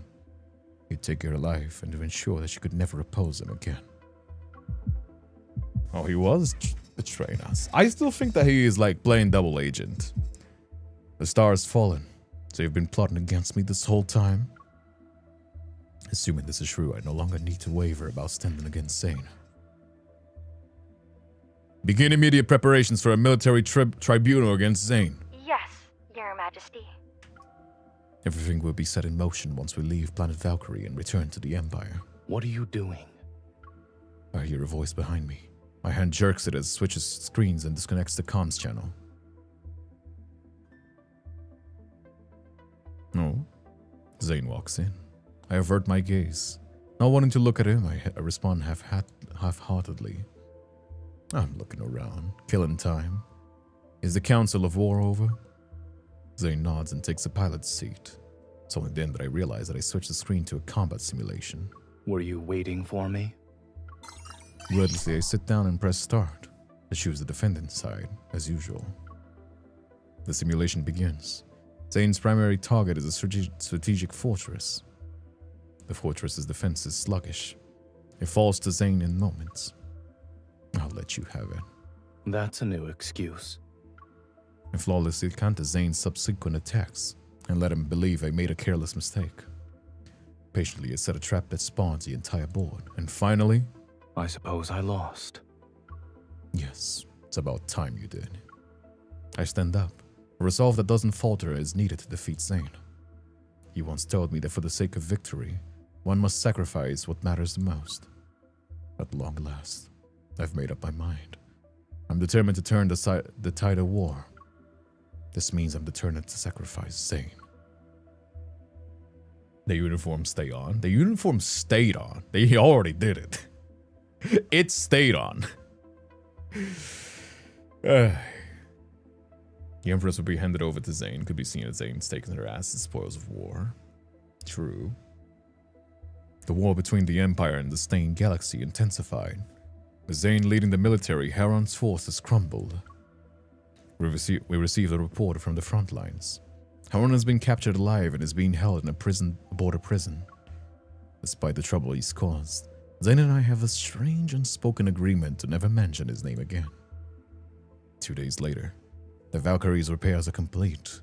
We set a course to return to the Empire. As we head back, I close my eyes and pretend to sleep, but my mind races. Zayne is always cautious.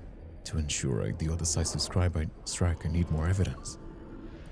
Wasey's testimony, the recovering data from the battleship and Heron.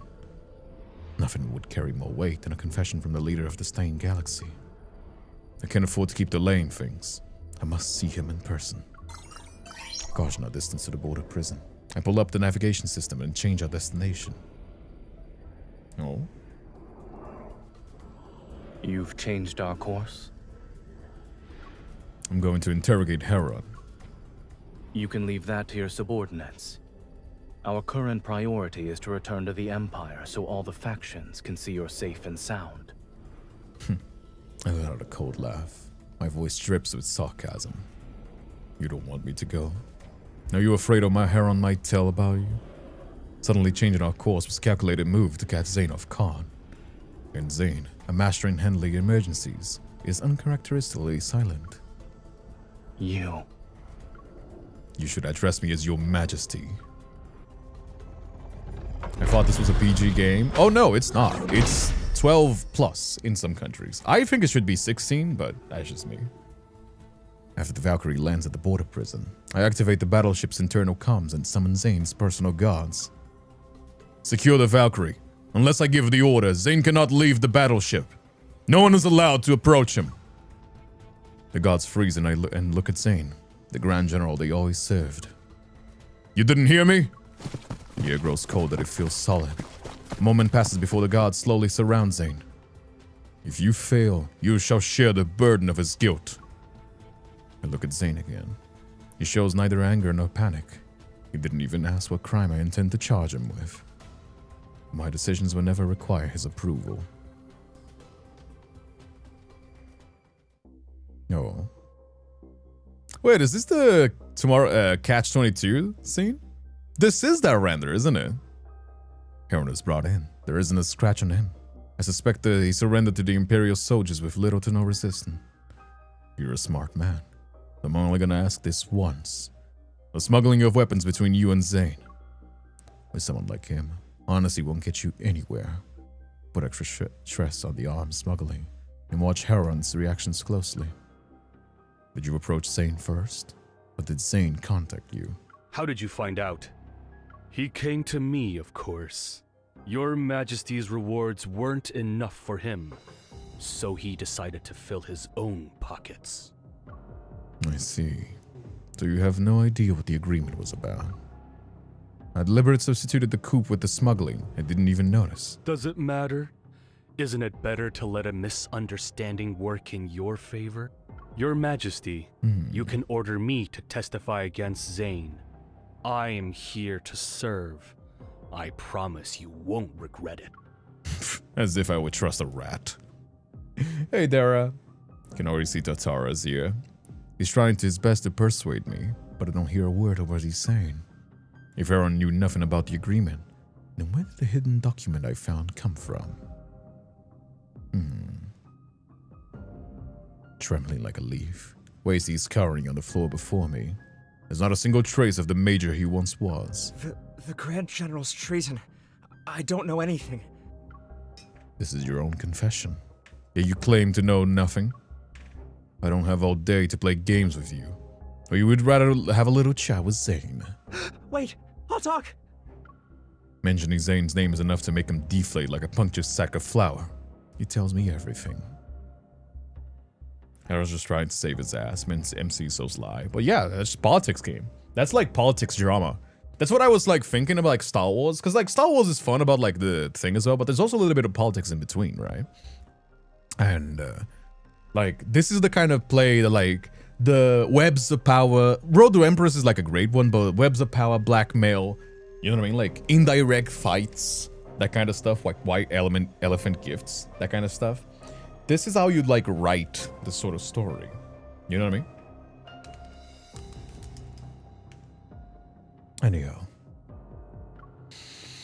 So everyone knew that Fortress Number 1 was impregnable. No one could ever conquer it, and Wace believed that too. So he postponed routine inspections and cut corners on security patrols. When he realized his negligence has created a fatal vulnerability in their defenses, Stein's forces are already broken through. Hey Crunchy, haven't seen you in a while. Haven't seen you in a while. Glad to have you here. How you doing? Welcome. When he realized his negligence, in a panic, Wace chose to defect to Stain's galaxy and save himself. But in the end, the Grand General captured me and brought me back. In the confession? I didn't do it willingly, Your Majesty. On that day, visiting hours were over when someone approached my cell. I try to keep my brief and steady. It was the Grand General. He forced me to accuse him of treason. Yeah, I thought so. I think he was playing double side. Oh yeah, this is definitely Catch-22. No, this is definitely Catch-22. I remember this background. Grand General, you're joking, yes? Severized shards pins Wace's prison uniform in place. I understand. You were my accomplice in betraying the Empire. Are you playing make-believe? Zayne gambled with the Imperial defenses. He ordered me to lose so Stein's forces could invade. That's not heinous enough. He promised he'd let me go, but he went back on his word and arrested me. Then he tortured me. Continue. Zayne also said that the Empress is unfit to rule the Empire. He'd inevitably kill her. Excellent. Grand General, welcome back, one and Galen. If this confession falls into the Empress's hands, you remember that one? She could use it to get rid that of memory. you. That memory is so fucking funny. I don't know if you guys remember that one from the Catch-22, but like the Catch-22, Zayne was supposed to be like the warden of a prison, and nobody recognized him because he took his titties out. I'm not even joking. That's like a real thing that happened. Like Zayne was the warden, the prison warden of a facility, and he just took his shirt out and nobody could recognize him. I wonder why. And the nobles who support you will flock to save her my side. phone storage. I don't her mind authority will reusing be backgrounds. absolute. Oh yeah, for sure. No. Don't get me wrong. I'm not like complaining about like, oh, they're reusing backgrounds. No, they should. This game is already fucking 30 gigabytes. Thank God they're being conservative. Now we know why. It's because of the home system. But like, that's Is crazy. there anything wrong with that? You wanted this game to be like 100 gigabytes? What the fuck? That'll be like catching fire to my phone and shit. Oh, it's pounding. I didn't even remember how I made it out of the border prison. The young Empress needed a political opponent, a rival to keep her in check.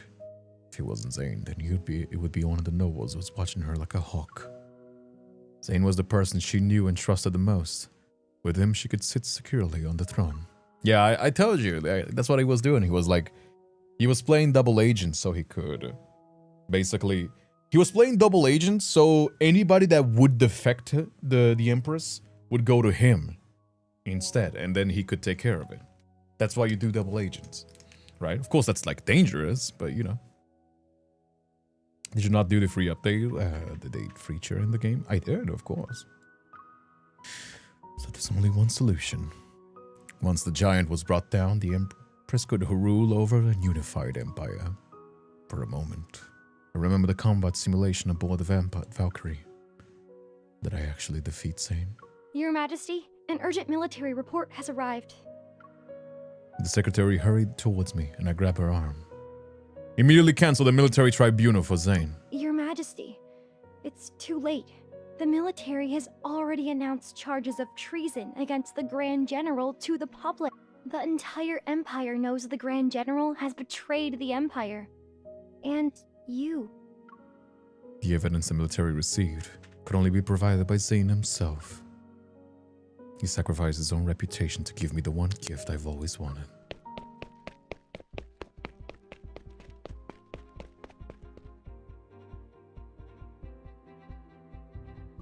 I also like that they were using backgrounds. They really get their money's worth. It shows how different. Yeah, exactly. I mean, sometimes it looks silly because, like, sometimes they'll have, like, for example, right? They had the medieval bedroom in this scene, like, an evo ago. And yeah, they use this, like, medieval background in, like, a lot of different memories.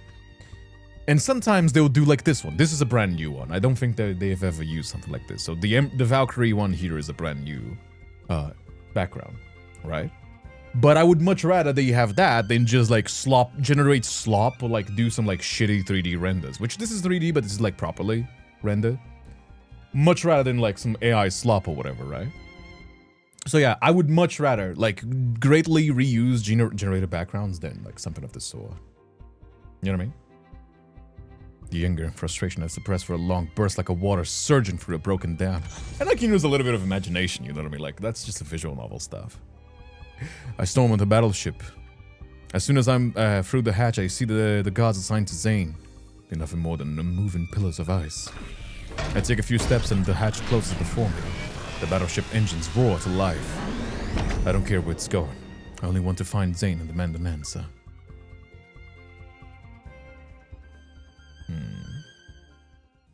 Coordinates Are you able to confirmed. stay cool? Yeah, I have the AC Returning to blasting. Allure.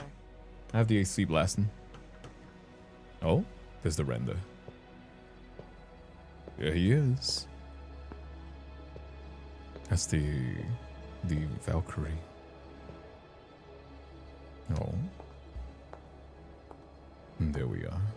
You're here? Eager to face judgment? Allow me to be your judge then. Execute him. This spaceship will return its home. This spaceship will return to its home planet. But we can never go back to what we were. Oh. Man, that was a screenshot right there. I missed it.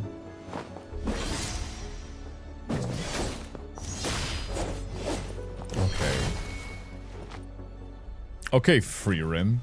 Okay, Freerin. Oh. Attack. No. Oh, he's just like... I gave you that sword, and you wield it well. He's just like, who taught you to? You know, I taught you everything you know. I didn't teach everything I know. Kind of situation. There you go. Oh. Yeah, he's just letting himself at this point. He's not even attacking back. He's not. He did this for us. I've told you before. You must never show mercy to traitors. Pull the sword away. I know what you did already. Oh, he hurt his hand. You get a boo-boo. Oh no, you got a boo-boo. You knew this whole time. Power can tempt you. It can compel me to hurt you. No? Yeah, that was also a bad ending over there. You could have just killed him. This story has 2 bad endings, actually. The other one only had 1. Also, calm down there, boyo. Calm down there, boyo. Calm down there. Hold your horses there, partner. Hold your horses there. Your Majesty, this is the price of mercy. Oh man, imagine that was slaying us. Oh. Hold your horses there, partner.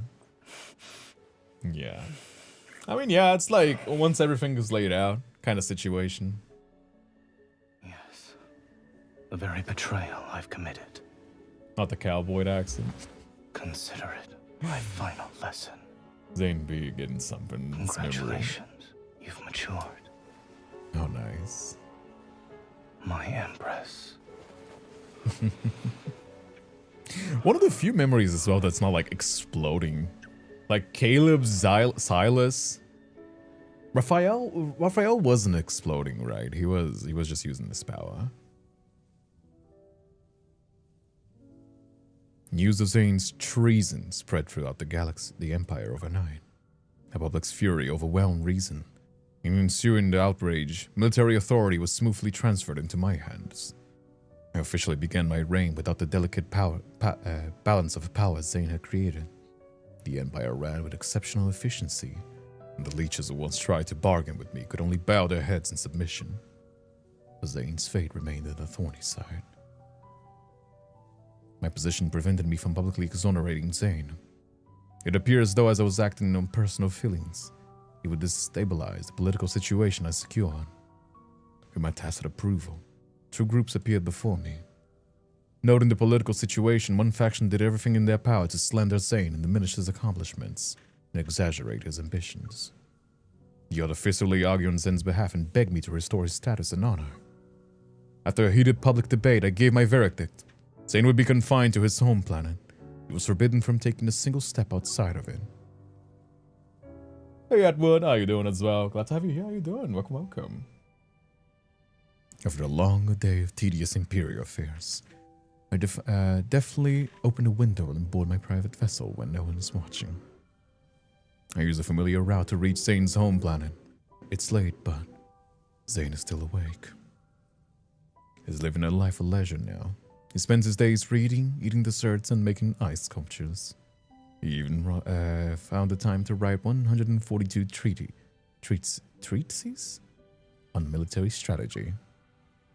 When I find him, he's resting on a lounge chair. A neat roll of ice sculptures rested at his feet. Oh, he finally got a what's his name? Retirement. I know you're not a slave. Stop pretending. And what's your excuse for neglecting your duties this time, Your Majesty? The tree in the palace has bloomed, you lazy man. I gently took a flower in his lap. I picked this from under the tree. If you want to see what it's looked like when it's full bloom, you should return to the palace soon. So you're visiting because of the flower? I'm here for you, of course. With a huff, I give him a new verdict. Within 2 years, I'll find a way to revoke my previous sentence and restore your honor. And when I do, you'll be in charge of running the military academy. Instead of getting up, Zayne only settles deeper into his lounge chair. His smile never leaves my side. Hey, is it cold, Zayne? Why are those flashlights turned all the way up? Calm down there, Zayne. Is it cold? Thought he was using long sleeves. Did you hear me? 2 years is too long. Stop grinning. But I recall you saying you wanted. He got me to those smile flashlights more. on, didn't he? I leaned down and teased him. I only have 2 years of peace and quiet left. I should make the most of it and rest while I can. Nestled in his embrace, I look at the stars and remember the first time I met Zayne. That night was exactly like this. Back then, it took me a significant amount of effort to track Zayne down. I flew my spaceship along across half the galaxy and landed here. Could it even be called a landing? Based on what I remember, it was more like a crash. When you saw me, your first words weren't a request for help. You demanded me to be your advisor and help you claim the throne. You refused and handed me an acceptance letter to the military academy. It was a test. And I've approached him again for the same reason. I want him to rule the Empire with me. I hold out my hand. What will you give me this time? Zayne places his palm over mine. Myself. No. I smile and take his hand. You're always on the gym outfits. I'm definitely a slut for compressed shirts. I mean, yeah. It's one of the things that I'm eternally jealous of because I'm a little bit of a chubby guy. But like compression shirts, if you're lean, if you're like super, super lean, that's correct. That shit like straight up out of anime. Like that shit looks like that in real life and it makes me so fucking jealous. But I'm a big guy. I like eating good and working out, so like I'm never getting that physique. You gotta have that Dorito-shaped torso. How the fuck is that shirt brief and it's so tight? It's usually polyester, so like it stretches. Anger once clouded their judgment, and power once consumed their reason. On the path to reach the pinnacle of power, the Empress raised her sword, only to gently lay it down. The Grand General who was a single step away from the throne, turned it and left. Two hearts that once burned for power, soon trembled for love. Aww, what a nice happy ending. Aww, what a nice little happy ending, isn't it? That was nice. I quite enjoyed it. Oh man, a happy ending. A happy ending, big 2026 from Info. Not too shabby. I mean, you know. Let me go and get something to let me go and get something to drink real quick, cause I need to refill my little drink. So, give me just a second, okay? Give me just a second, all right? Give me a moment. I'll be right back, okay? Don't cause too much chaos. I'm looking at you.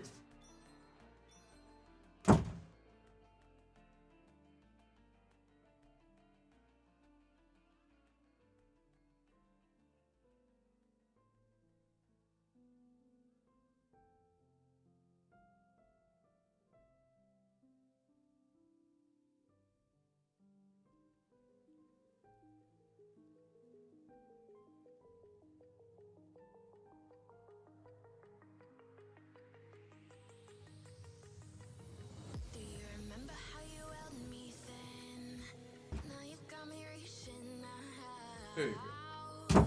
Alright, I'm back. Your unsupervised time is over, okay? By the way, don't leave yet. We're still watching Xavier. Okay? Don't you leave yet if you're still here. We're still watching Xavier's memory. Also, yes, I'm wearing my pajamas from the waist down. You can't stop me. Oh no, the intercom stage, that means the dogs are gonna be barking like crazy. Wonder if this means the next multi will be against Alaka.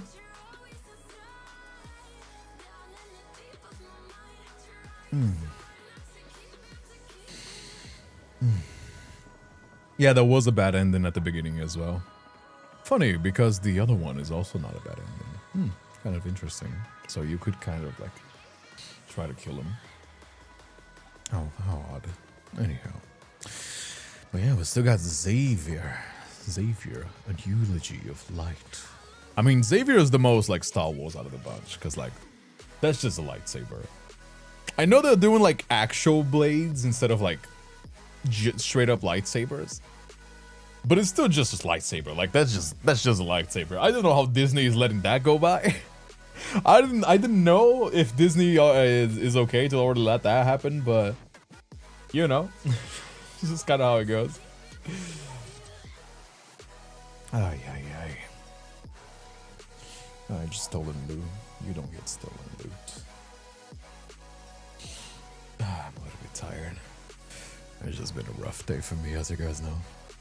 Next time you and me, Ben, we're gonna commence as much chaos as possible.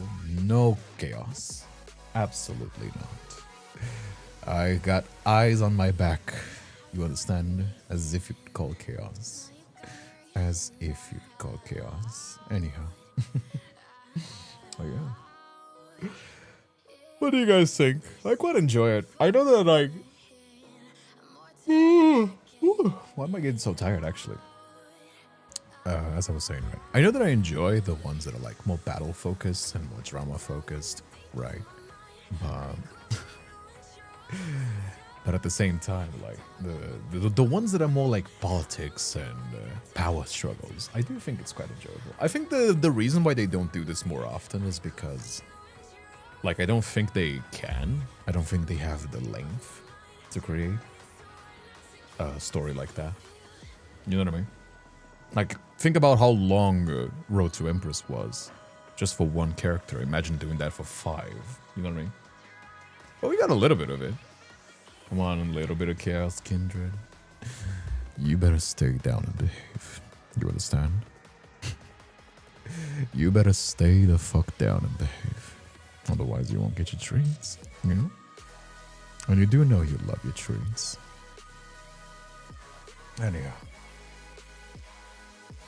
My hair is such a fucking mess as well.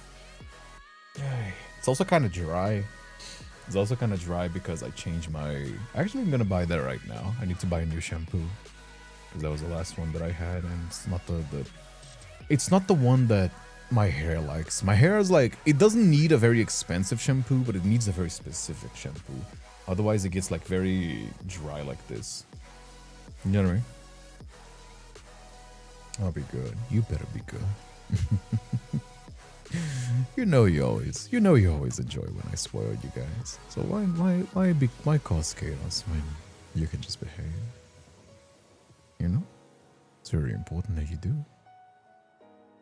I mean, you guys are already pretty trained when it comes to like coming here every time at the same time of day, so what's a little more effort to get some treats out? I mean, if you're a sub of mine, you already got a little bit of a treat yesterday. I don't know if you guys know this, but if you have your Discord linked to your, if you're a sub, a patron of mine or whatever, I showed a little bit of the writing for the visual novel. It's out of context, so people can't really figure it out, and it's just one of the boys. But I wanted to like feel for the style, like feel for the writing style, if it wasn't too flared, if it wasn't cringe. It's supposed to be tropey. That's one of the things that is intentional for the reasons that will become apparent once the plot comes out. However,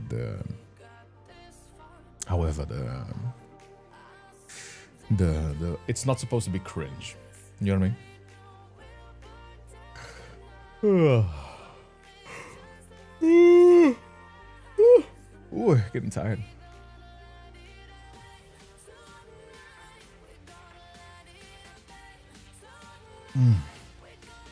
There you go. Let me order the shampoo.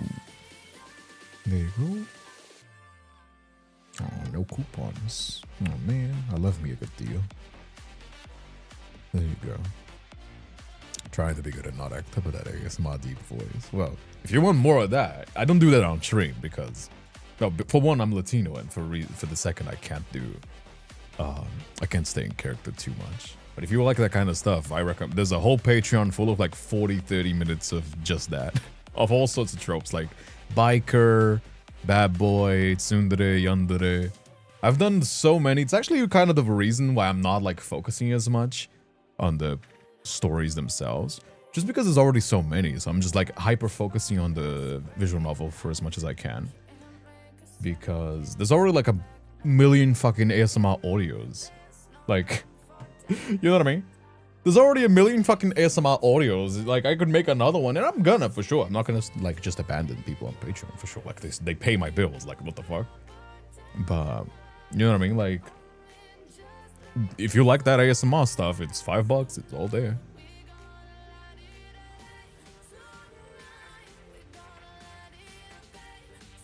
When was the last time I've done an animation for Kindred? Not too far, wasn't it? No, it wasn't that far at all, Venom. You've done the end of the year. Yeah, less than a month ago. Yeah, you did the whole like end of the year animation. Like not even a month ago.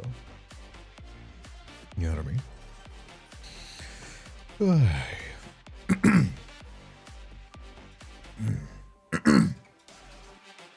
Oh man, is my throat getting sick? Am I getting sick? I'm gonna take some vitamins after that. It's not hurting too much, but I can't be affording getting sick. My voice is the one thing that I can't lose.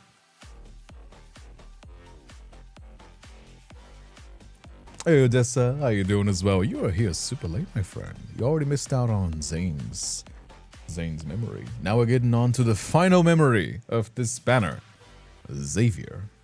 So yeah. Got infected with your mom, perhaps. Sometimes it will happen like this, where my throat will be like the prequel before I get sick. So, you know. Anyhow, let's get to it, shall we? Allure When Galaxy. time and space meet as opposing currents, the strangest vortexes form amongst the stars. Alright, let's get to it.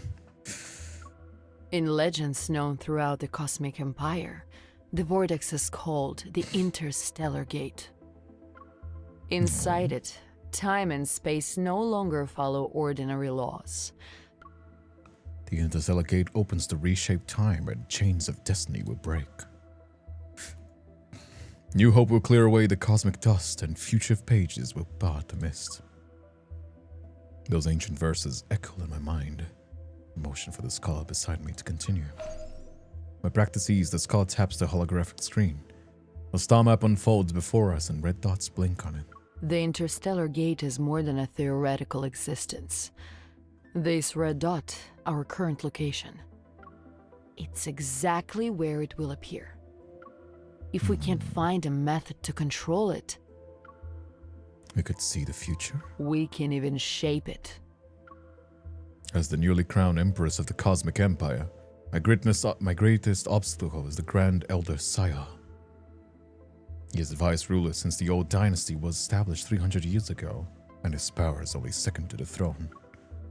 When the old dynasty's last emperor died, one era ended and a new one began. No longer a regent, Saya retreated to the assembly of elders. At last, the story told to at least that's the story told to the public. To be honest, even as the Empress, I often have to listen and abide by his will. Saya is always opposed researching into the interstellar gate, and he meddles in too many of my decisions. If I can seize the interstellar gate's power, I might be able to rid myself of him. Your Majesty, look! No. I raise my head and follow the scholar's gesture to the window. In the deep space silence, an enormous vortex. Oh? Black and golden swirls flow. They twist together and surge outward in endless waves. Unreal, indescribable, strange. It's as if ancient legends is slowly waking up from its long slumber. There's another violent tremor. The black and gold waves fuse into one. The raging currents collapse and scatter into countless shimmering fragments. The interstellar gate appears to be unstable. It can't stay open for long. Oh. So traveling here was pointless. Before I order my party to retreat to Allure, a speck of light appears in the vortex center.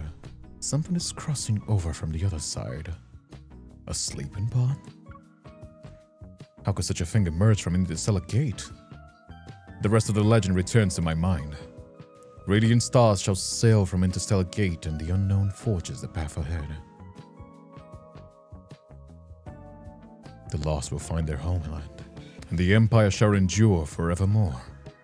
Gods, lower the platform. Bring the pod aboard. I'll see what lies inside. Okay, Superman. I seen your orange cat hogs a singular brain cell. She's insanely smart. Oh, love the MCC's accent. Has something Hispanic adjacent to it. Does it? After dismissing my attendants, I slowly walked towards the sleeping pod, resting on the platform. It's a model that was discontinued 200 years ago. A thin layer of frost covers the transparent window and faintly reveals the face of a man. He lies quietly in the cramped in the pod. His body and mind have been sealed by time. After studying the pod's structure, I press the button to open it. There's a soft sound and the hatch lifts. Cold white vapor. There's our boy.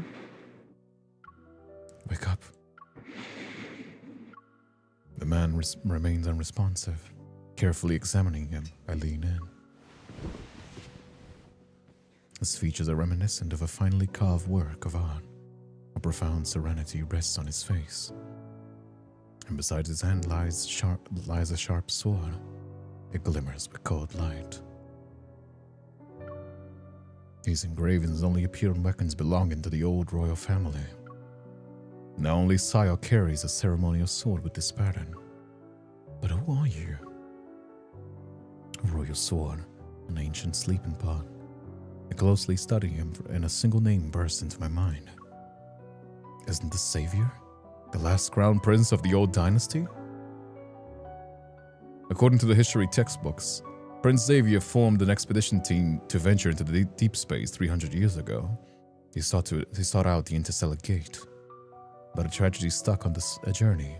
The entire expedition died, their remains vanishing into the endless cosmos without a trace. The royal family lost its brightest heir while the monarch had to say goodbye to his most beloved son. Soon after, grief consumed him, and he died. Grand Elder Saya, a distant relative close confidant to the monarch, declared himself a regent after the monarch's passing. The old dynasty fell, and a new era began. Xavier and the age he belonged to became nothing more than history. Yet I never expected to find them here. He's a man that rumors and history thought had died. Someone connected to Sile. Could he be the unknown variable? Should I save him? Close the pause and cast the pod back into space. That's crazy. Press the button for an emergency resuscitation. The pod restores the temperature, oxygen, and carbon dioxide to safe levels. I'll wait for him to wake up. Minutes pass after another. The man inside doesn't stir. Xavier, wake up! I reach out to check his breathing. It's faint. My eyes are itchy. I think I'm home alone. Gets a little formulaic, but what happens when you go for so long? God, that show. It's never lupus. How's MD?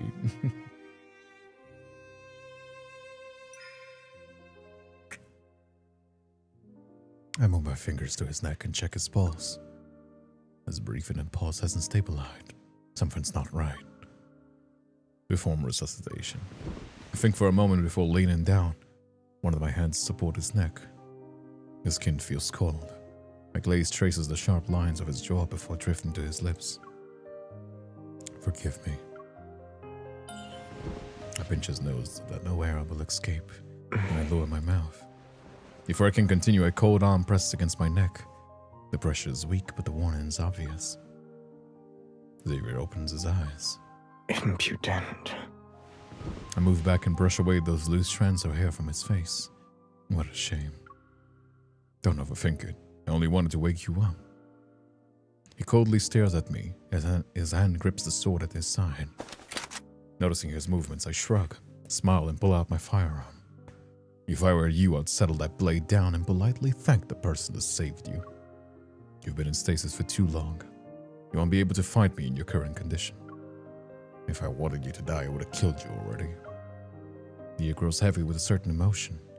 He hesitates before using his long sword to push himself up.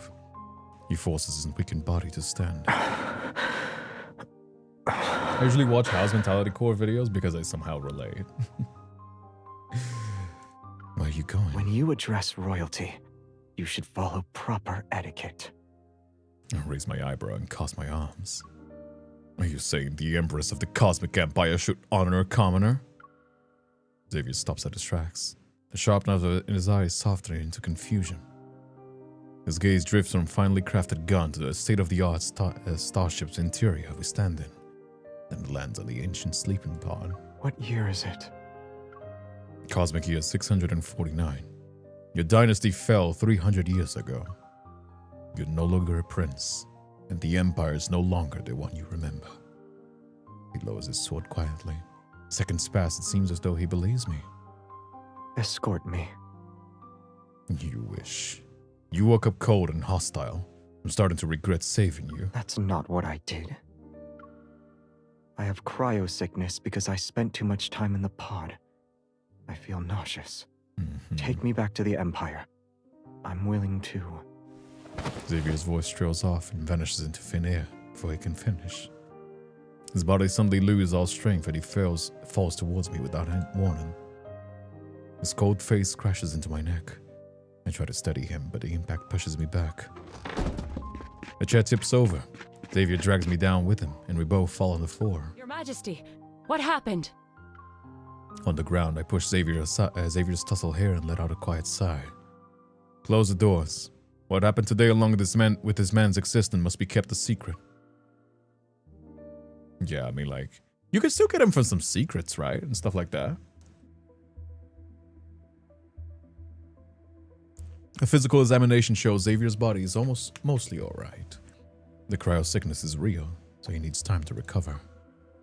Uncertain of Xavier's true ties to Psyoff, I took the time to contemplate my next move.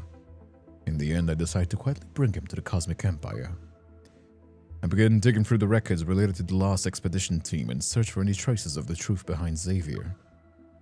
The last transmission from the expedition reported a heavily artillery fire after leaving the Allure galaxy. The assailants were piloting the Empire's starships. They used weapons only the Imperial military could possess. Who could command them and know the prince's exact route 300 years ago? Aside from the monarch, only Sayo would have been capable of such a feat. Yeah, so I guess he betrayed the family and established the empire that's today, so we're gonna, like, unite them and get them or something. I push open the door to a room. Sunlight spills across the a blanket that forms the shape of a sleeping human. Xavier appears to be resting. If I can spark its thirst for revenge, he'd be the perfect weapon against Sayo. I clear my throat a few times. He doesn't respond. Xavier? I pull back the blanket only to find pillows and clothes. Xavier's gone. What time? What is this? Where is he? Your Majesty, that gentleman said he doesn't like people near him and dismissed us. We don't know where he went. That's kind of crazy. He rules the palace now. The secretary said he was your favorite, so we didn't dare to upset him. My favorite? Speechless, I turn my gaze to the secretary. My apologies, Your Majesty. You told me to find an excuse to hide him, so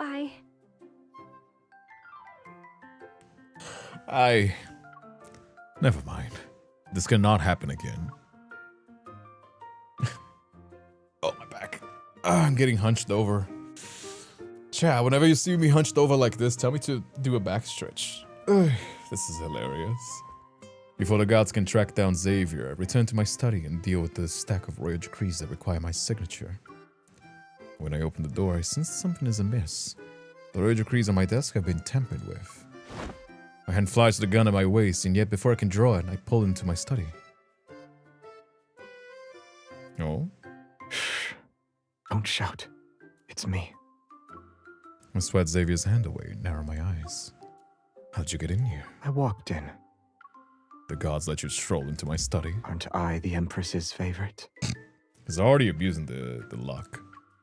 Enough. Stop talking. I was also told that I'm the first one. Don't you dare say another word.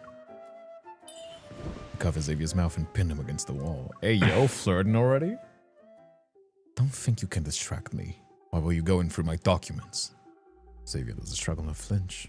He calmly removes my hand. I was looking for the key to the archives. What do you want to do there? I wish to find something that benefits you.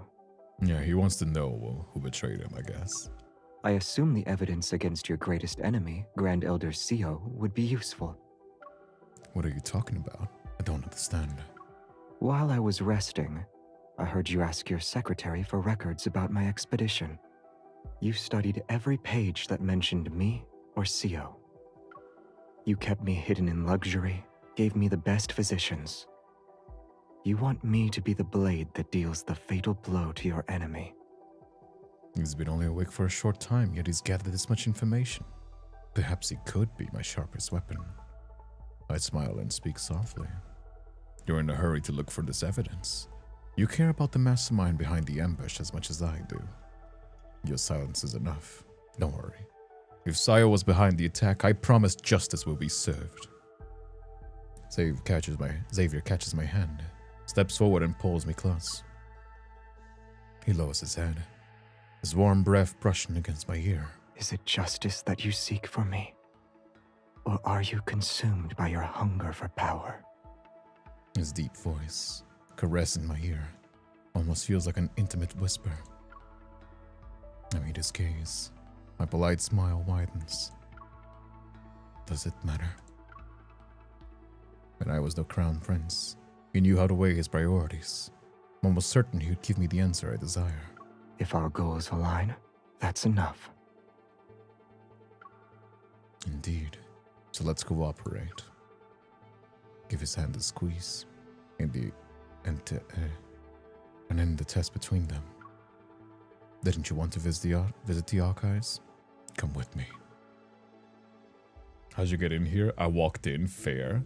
Is he edible? Oh, I think he is, right? I don't think he's like super. I know that he's very sweet. He's a very wholesome. He's out of the. If I had to say one of the boys was the golden retriever boyfriend, that's definitely gonna be Zayne, Xavier. So Xavier is also very wholesome, but like he has his moments of like spiciness. But like, if I had to pick one of the boys to be the golden retriever boyfriend, then it's definitely like Xavier. Because Xavier is the justice, like huge sense of justice, knight in shining armor, golden retriever boyfriend. It's sort of the closest thing that you're gonna get. The closest thing you're gonna get when it comes to the boys, when it comes to tropes. You know what I mean? But after the my OC was literally lame Venom. Flipping cannibalistic goat girl. So edgy. The archives can be found in the west wing of the palace. In the second room from the left along the gallery. Records from 3 centuries ago are too fragile. They're sealed away in alloy preservation vaults and stored in vacuum. The archives only have a massive curved display where scanned copies can be accessed.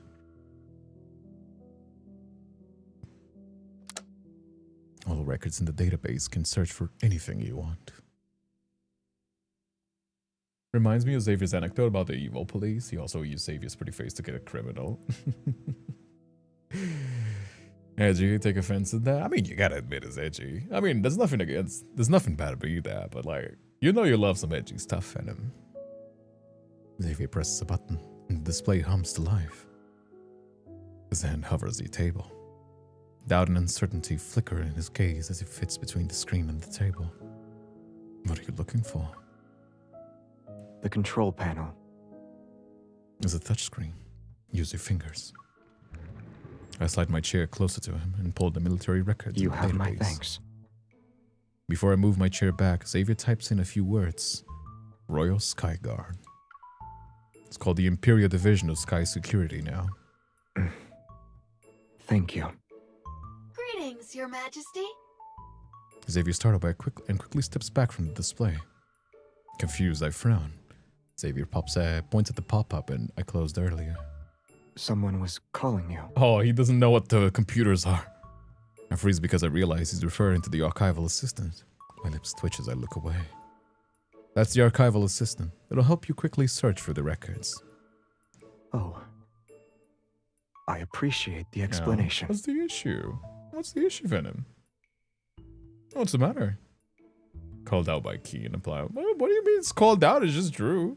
Like, there's no issue with being that. It's like how I refer to any of the boys. It's just kind of how it be. I might love edgy stuff, but I'm not you're the one saying that. I just said it was edgy. That's it. I'm not like saying anything more. Like, calm down there. Calm down there. I realize a painful clarity that 300 years isn't just a phrase. It's real. Oh man. He's like, Grandpa, can I help you with the computer? Grandma, what the hell is a grok? Back in my day, I'll have you know. Okay, Grandpa Xavier. ChatGPT? Never heard of her. Chatting? Is this AOL? Are we doing Messenger again? I can Skype the ChatGPT if you want. Can I send a message in AOL to ChatGPT? Who's GPT? Why are we chatting with him? By later, do you mean... Tonight. Xavier is ready to refuse, but after deleting the entire database, he reluctantly accepts my offer. Oh my god, Ken, for real? Got defense mode so automatically, it's scary. Calm down there. At night, a spacecraft quietly slips out of the palace. He carries me and Xavier to a street with restaurants and stalls abound. As we arrive, I make it fly low and slow our speed so Xavier can take in the scenery. The clock strikes the hour. Holograms shimmer to life and around the square, and the theater poster comes into focus. The Royal Theater shall present an epic of the era. The Lingering Sword will be premiering soon. Do you want to see it? I heard the cast is spectacular this time. What is it about? It focuses on a prince who seeks out revenge against his uncle. I lean in and lower my voice and tease him. Does it remind you of what you plan to do? But unlike you, the prince is brooding and undecisive. He's kind and idealistic, and unfortunately it only leads to tragedy. I summarize the play's plot. When I finish, Xavier looks at me. Do you admire that kind of person? I do. I respect those sorts of people. It takes real courage to stay true to yourself when fighting for power. Yet his convictions destroyed him and everyone around him. Xavier lowers his head. I wonder if he's thinking about who he used to be. Of course. Not choose a place to eat. This is the Empire's oldest, most famous hub for cuisine. It's been present long before I was born. It's undergone significant changes. You've been here before? Yes. Back then, there was only an inn for travelers. Xavier points to a towering restaurant in the distance. Let's go with that. Above it hangs a huge sign which reads flavorful satisfaction. Is the restaurant's name. Only then do I remember this is the all-you-can-eat barbecue place. It sparked this area's food craze. I recall their famous tagline was something along the lines of, "We've been serving deliciousness for 300 years. So good that even the prince approves." If their words ring true. As expected, all slogans are fake. They didn't lie about one thing. Their barbecue is excellent. However, they weren't exactly happy to see me at the time. Why? The restaurant's owner found out who I was and begged me not to return. They said I ate too much. Making a profit was impossible for them. Oh, fuck! Oh, man! Oh, man! Been there, I've been there. Damn, Xavier was like, I might be the royal, but I'm making my money count. I've been there. Ah, shit, as a former fatty, I've been there. Oh, fuck, man. I want to see that. When I go to an all-you-can-eat buffet, I like looking into the owner's eyes and seeing the fear as I stroll about the table, right? I want to see the fear in the owner's eyes as I make my way to the all-you-can-eat buffet. That's crazy. Not anymore, though. I don't do that anymore. Impossible. Xavier doesn't look like somebody with a huge appetite. Oh, that's the worst ones.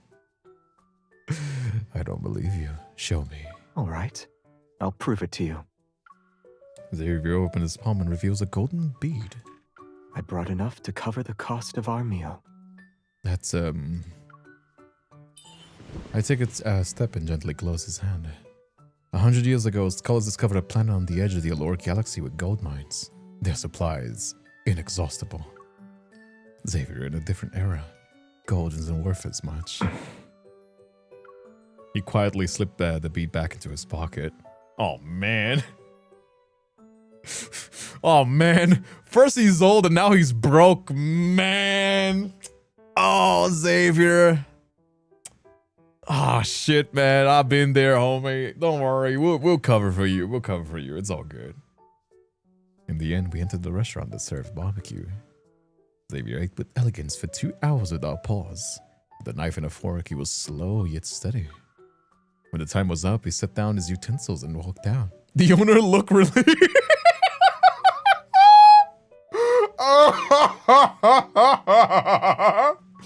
It was only at a later date I discovered they shortened their dining limit to 1 hour and 30 minutes.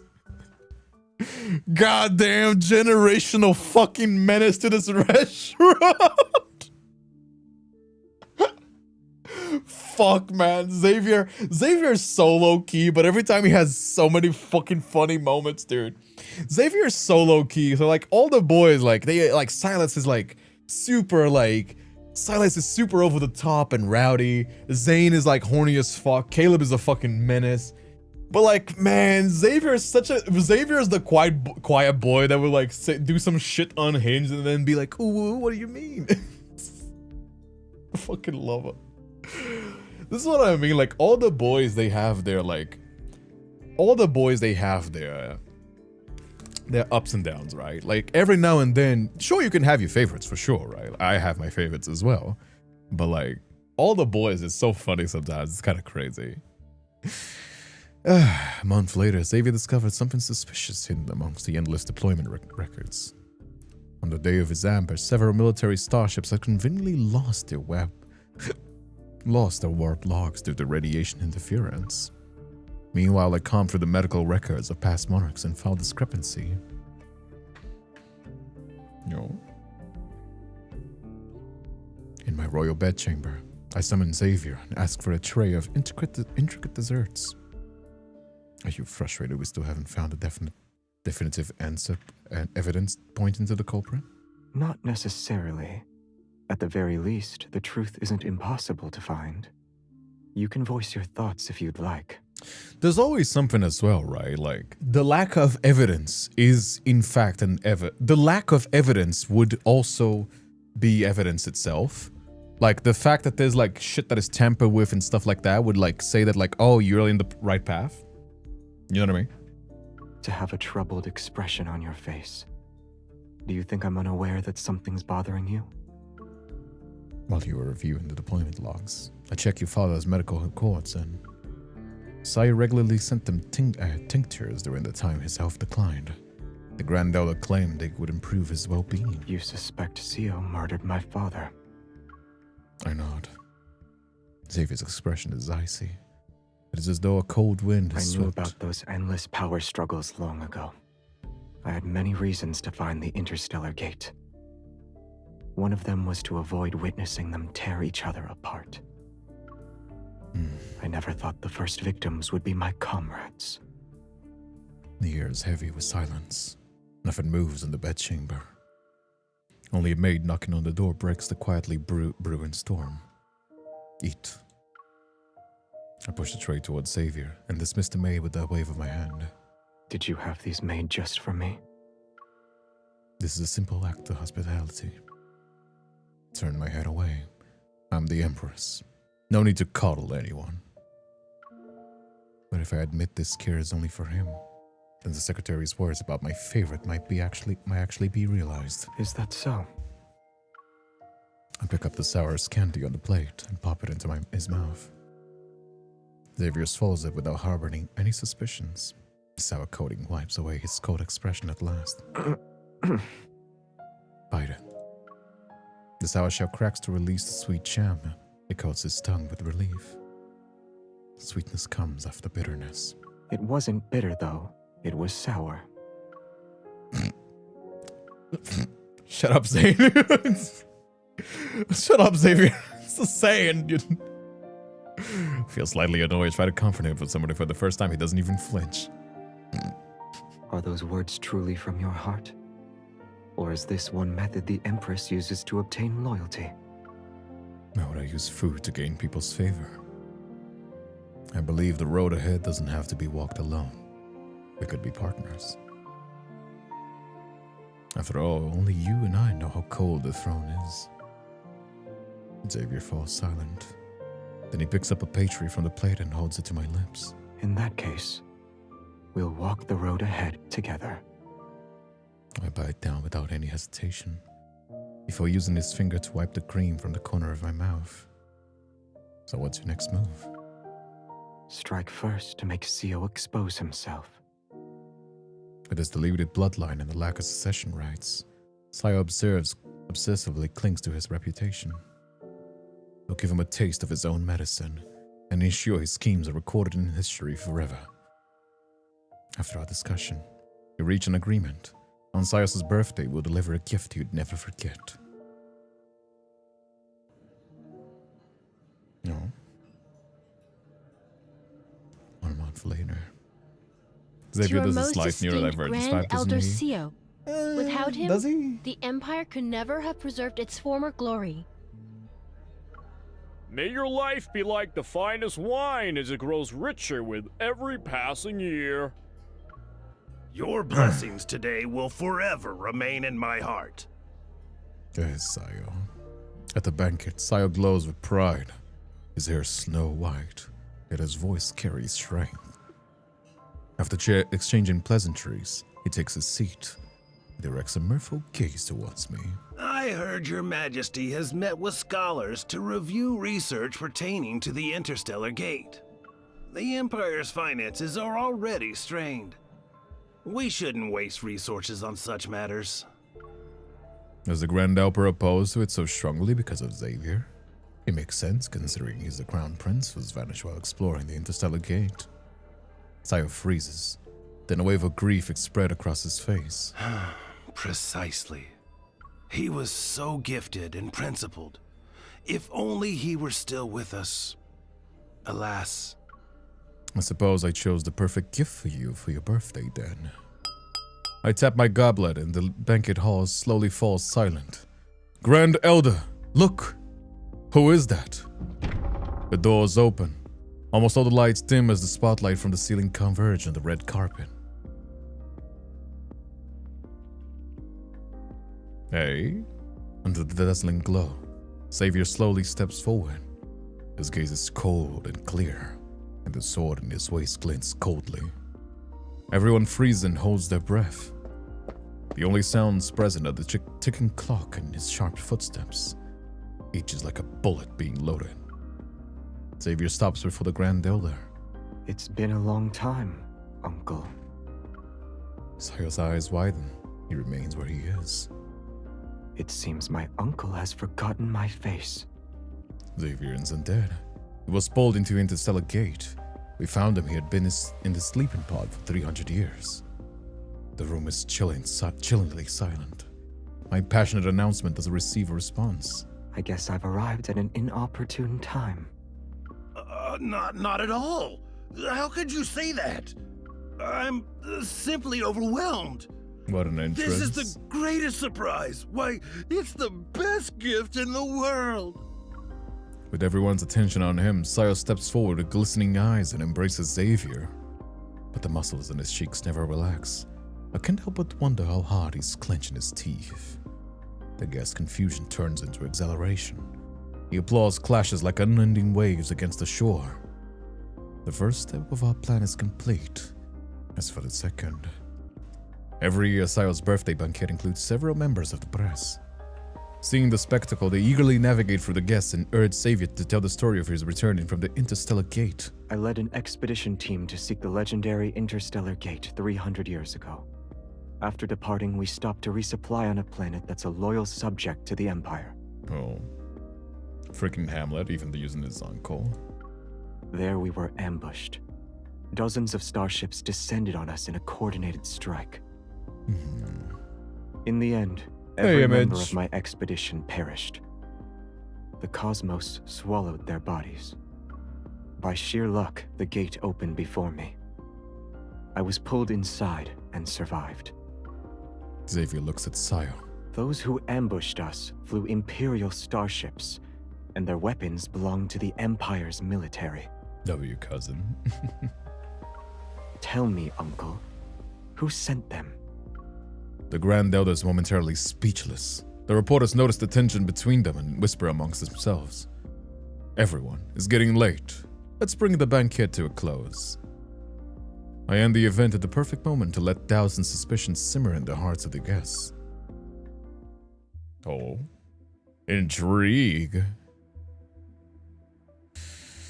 The banquet... Oh. I already sent people to spread rumors. In 2 days, conspiracy theories will roam the streets. I look out the window.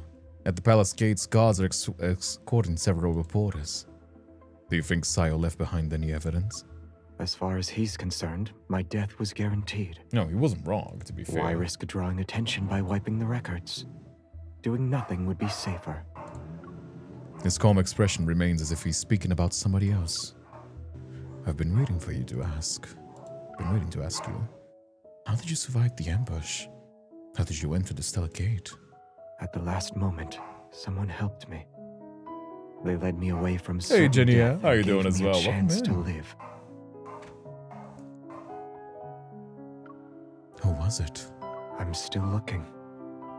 I never saw their face, so their assistance was done with silent signals.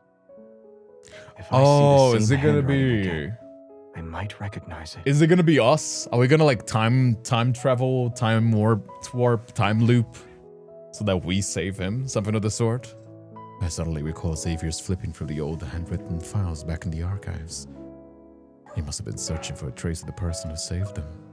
Aren't you loyal? Without that person, I wouldn't be here. Weight as heavy as stone settles in my heart. Have you found them yet? Almost.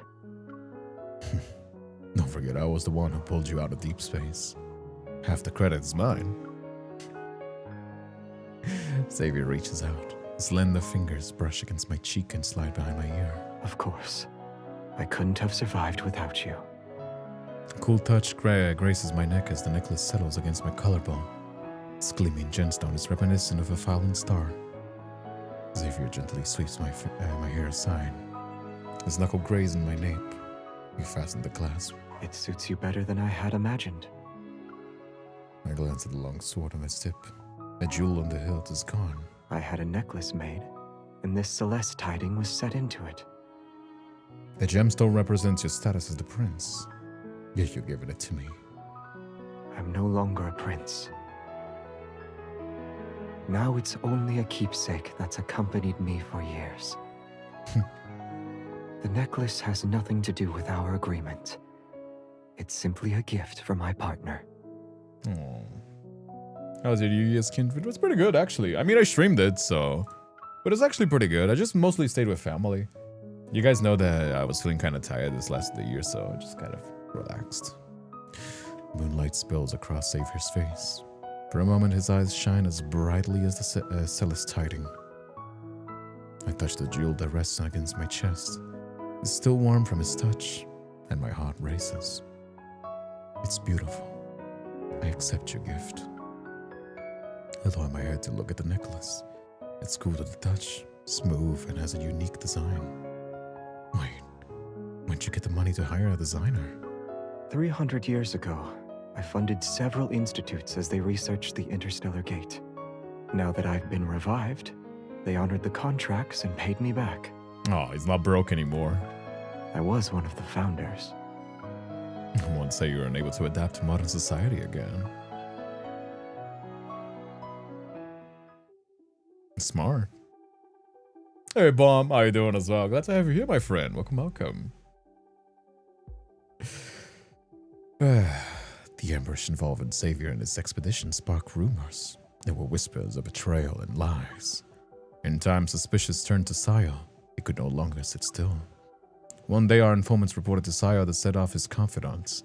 They were heading to the site where Xavier was ambushed. In a spacecraft, Xavier and I followed them. We watched Grand Elder's spaceship veer towards an abandoned military base. Oh. Xavier's rich again. Talk about old money, you know what I mean? Talk about old money. Ay. The control room is a recorder that captures voices throughout and various military operations. Even though it's been shut down, the data can still be recovered. That must be this must be Saya's target. Xavier nods and places a small communication device in my ear.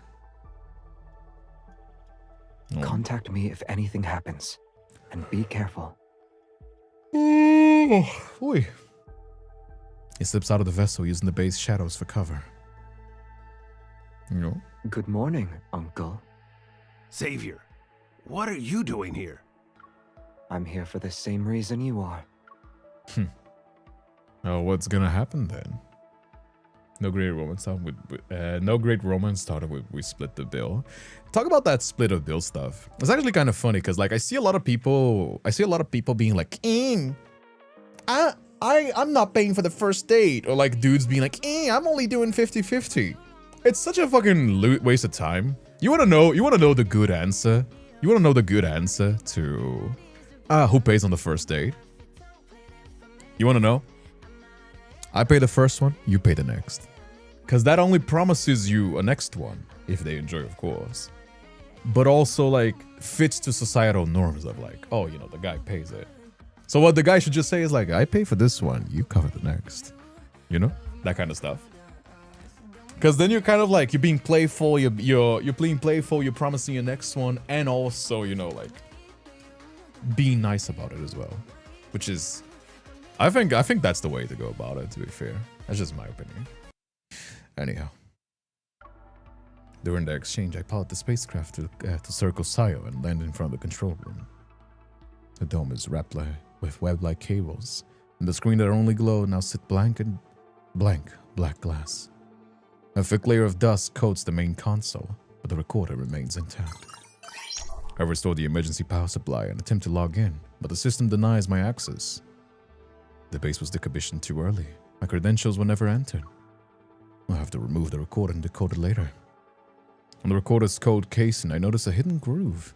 It matches the necklace Celestine. This. In my ear, the confrontation between Xavier and Sayo comes through the over-the-communication device. She's gonna use the jewel. Out of all the places you could visit, you chose this one, Uncle? Aren't you worried about getting your hands dirty? There's only dust. It shouldn't be difficult to sweep away.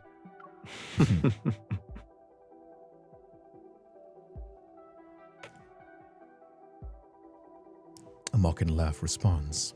Xavier's voice melts into the night. Cold, sharp, akin to the shining light of the edge of the sword. When I was a child, you brought me to this planet. Back then it was a royal hunting ground. Hey, Fallen. Mandicores were present as far as the eye could see.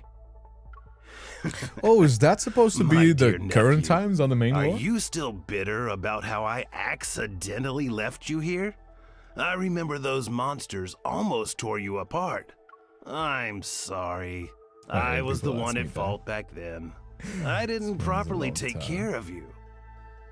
For me, there's also the problem that some of the guys think ladies owe them sex after he paid for dinner. Well, Your yeah, well, just don't date apology fucking is late. losers. You guys do that, just be like, alright, cool, blocked. Goodbye. What is he gonna do, sue you? Are you trying to sweep away dust? It's a shame you were fortunate. Maybe I've been luckier than you ever since I was born. Xavier! Bloodline has always been a thorn in Sayo's side. He spent half his life pulling it out only for Xavier to drive it deeper into his bones again. I wish I could see the Grand Elder's expression. It must be priceless. Xavier, you wicked. Indeed. I have the recorder, so I'll be leaving first. Keep him busy. You're in a different era, Xavier. You have nothing. I'm gonna go on the lurkies. Alright, thank you so much, Betty. Please do lurk if you can. Thank you so much for the support. Accidentally, yeah, sure. For 3 centuries, I've eliminated your supporters. They went to their graves and never knew why. Oh, we're listening to everything. I detached the recorder and returned to the spacecraft. Taking off, I look back at Xavier. From here, I can't read his expression. You have one foot in the grave, yet no crown sits on your head. You're the one who has nothing. Oh, fuck yeah, dude. Hell yeah. Hey, Nico, how you doing as well? Your voice? Oh, you like my voice, baby. That is very nice of you. Now he's just twisting the knife. Xavier is just twisting the knife at this point. You bitch! You bitch! You fucking snake ass! You were like twisting against me and you're still a fucking loser, dude. Oh, shots fired, dude. Shots fucking fired. You fucking snake. 3 generations in and you're still a fucking nobody. Not even a not even an image painted on the NPC. That's up. Hey, yo. As if echoing an omen, my spacecraft's alarms blare.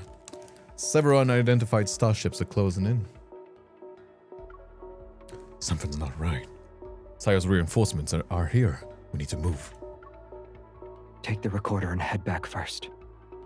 I grit my teeth, leaving a partner behind to be a target of firepower. That's not how I operate. Oh? Is it gonna be the scene now? I pilot my spacecraft directly into their line of sight. As expected, they turn and unleash a storm of fire on me. I can't use the original route. I need to find another path. Amidst the violent turbulence, I remember the place where Xavier found the interstellar gate. It's inside the restricted zone. I can only hope that the gate that once saved them will shield me. Why would you expose yourself like this? Who would abandon their partner? The comm signal weakens. At last I dive into the restricted zone and it cuts off. An unstoppable pull seizes my vessel. A breathtaking sight returns before my eyes. Gold and black intertwine like dancers at a grand ball, and the skirts flare. Colors spin towards the vortex center. The spacecraft's power supply dies and I'm dragged out helplessly into the void. Wish me luck, Xavier. Violent tremors tear my mind apart. Can't withstand the impact and lose consciousness. Oh, she's gonna go into the same thing. When I open my eyes, the familiar starlight is gone. A formless void surrounds me. Am I inside the gate? The sight before me defies human understanding and breaks the laws of physics. Glowing strands made of gravitational forces weave together, forming countless shifting quadrilaterals entangled in endless fields. Time and space twist like mirror fragments in a kaleidoscope. They bend, fold, and swirl and swell. The fields look like these stacked screens, and inside each one is a flickering fragment of somebody's life. Space-time isn't bound by any laws here. Past, present, and future have merged into one. The Imperial scholars were correct. Weightless, I drift aimlessly. I don't have any sense of direction, but then a single speck of starlight pieces in the dim void. Is that the Celestine from Xavier's sword? When I look down, the gemstone is still hanging from my necklace. That's why we occasionally mention that. Can't blame the person for not knowing, but never told so. Didn't know he was in a relationship. Thank you for the heads up, Tess. Yes. Here we go. Kindred will be alright. Hell yeah. In the distance stands a desolate forest. A boy grips a long sword. Who sent you? Oh? Once I cut off your head and deliver it to my client, you'll know. A tongue that can't even flap properly doesn't deserve to stay in your mouth. In the gloomy forest, only towering trees and I bear witness to the brutal clash. He wipes away a mixture of sweat and blood from his face. It takes 3 attempts before his trembling hands put out the sword from the assassin's corpse. The boy scrubs the blade against the thick bushes to clean it. Suddenly, the celestines tremble, and the sword shudders in his hand. Who's there? He turns his head towards me, and I recognize the clear, piercing gaze. It's Xavier. A figment of my imagination. The sword stops moving. We aren't the same time, nor dimension. Meeting here is impossible. The boy drags his small, wary body away. He's no different from a lone leaf carried away, farther away by the wind. The faint glow pulls my attention downward. My celestine. I'm reading celestine. Celestine is flickering. Are you trying to tell me something? As if it understands me, the gemstone pulls me towards another field. Celestine. I'm woke? I mean, yes I am, but huh? You like how woke Tess is? Wait, how woke Tess is? What? Baby Xavier. I follow the tiding and travel through the scattered moments of Xavier's life. His past, his present, and perhaps even his future. As vast as the stars themselves, is scattered across the galaxy. By then, fire rushes in, and I spot a distinct field. Explosions shake the entire station. The heavy barrage tears and... Oh, that was 300 years ago. The day Xavier's expedition was attacked. Oh. From the gravitational strings I see Xavier. Flames burn his clothes and torn fabric sticks to the bleeding wounds. Metal shards cut his cheek. Xavier! Stay calm, this already happened. I'm only a bystander. Xavier will be alright. He said somebody helped him escape so he could reach the Interstellar Gate. I try to stay calm while keeping my heart in. While keeping Xavier in my line of sight. The last surviving expedition member is scared and crying. Captain, are we going to die here? Oh, she's gonna be the one that saves him. Xavier steps over the bodies, shields him, and fires decisively at the assassin, heading straight to them. Stay focused. I search frankly, but I don't see any assistance. There isn't any silent signal.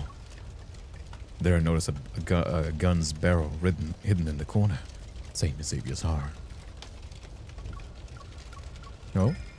Xavier, behind you! I pound against the gravitational string in an attempt to break through. Even the smallest noise might be enough to get Xavier's attention. The gravitational strings are tied to everything in the field. My strikes make them shake. Xavier hears them and turns around. My efforts save him. The bullet should have hit his heart, only grazes his coat and buries itself in the wall. But the second bullet cuts through the smoke and pierces the last remaining expedition member. Captain, run! The expedition team falls. Aside from... Oh, we're going Interstellar as well. Huh. Yeah, I kind of figured that she would be the one, but like, yeah, we're going Interstellar. Like, she's not changing the facts because the facts already happened. She's just playing them out as they're supposed to be. Aside from me. In the firelight, Xavier fires the last round. Tossing the gun, he pulls out the weapon he has left, his sword. The necklace tugs me. The Lascelles Tidings light grows brighter. Xavier's sword scrambles with it. It's you. Again. His gaze sweeps through the space station. Then, seemingly pulled by the gemstone, he finds my location in the field. Over 10 years ago, when I was in the forest, you were watching me. And now you've seen me at my worst again. I finally realize where fate has been leading me. I'm an observer, and a participant standing at the edge while also being at the center. Fate is like a Mobius strip, a Klein bottle. There's no beginning, end, inside or outside. The present me and him in the past, are bound by one Lascelles tiding that spans space and time. She was rescued all the time, yeah. At the last moment, someone helped me. They led me away from certain death and gave me a chance to live. I never saw their face, so their assistance was done with silent signals. Oh. Without that person, okay, you didn't need to flashback me. Okay, Gabe, you didn't need to flashback me. I understood. Game is me. I understand. Okay. This game is 12 and up. This game is 12 and up. Some little kids haven't. Some 12-year-old hasn't watched Interstellar, so they're like, okay, here's the story chewed out for you. Open your web. You know, the baby bird feeding you the story. Okay.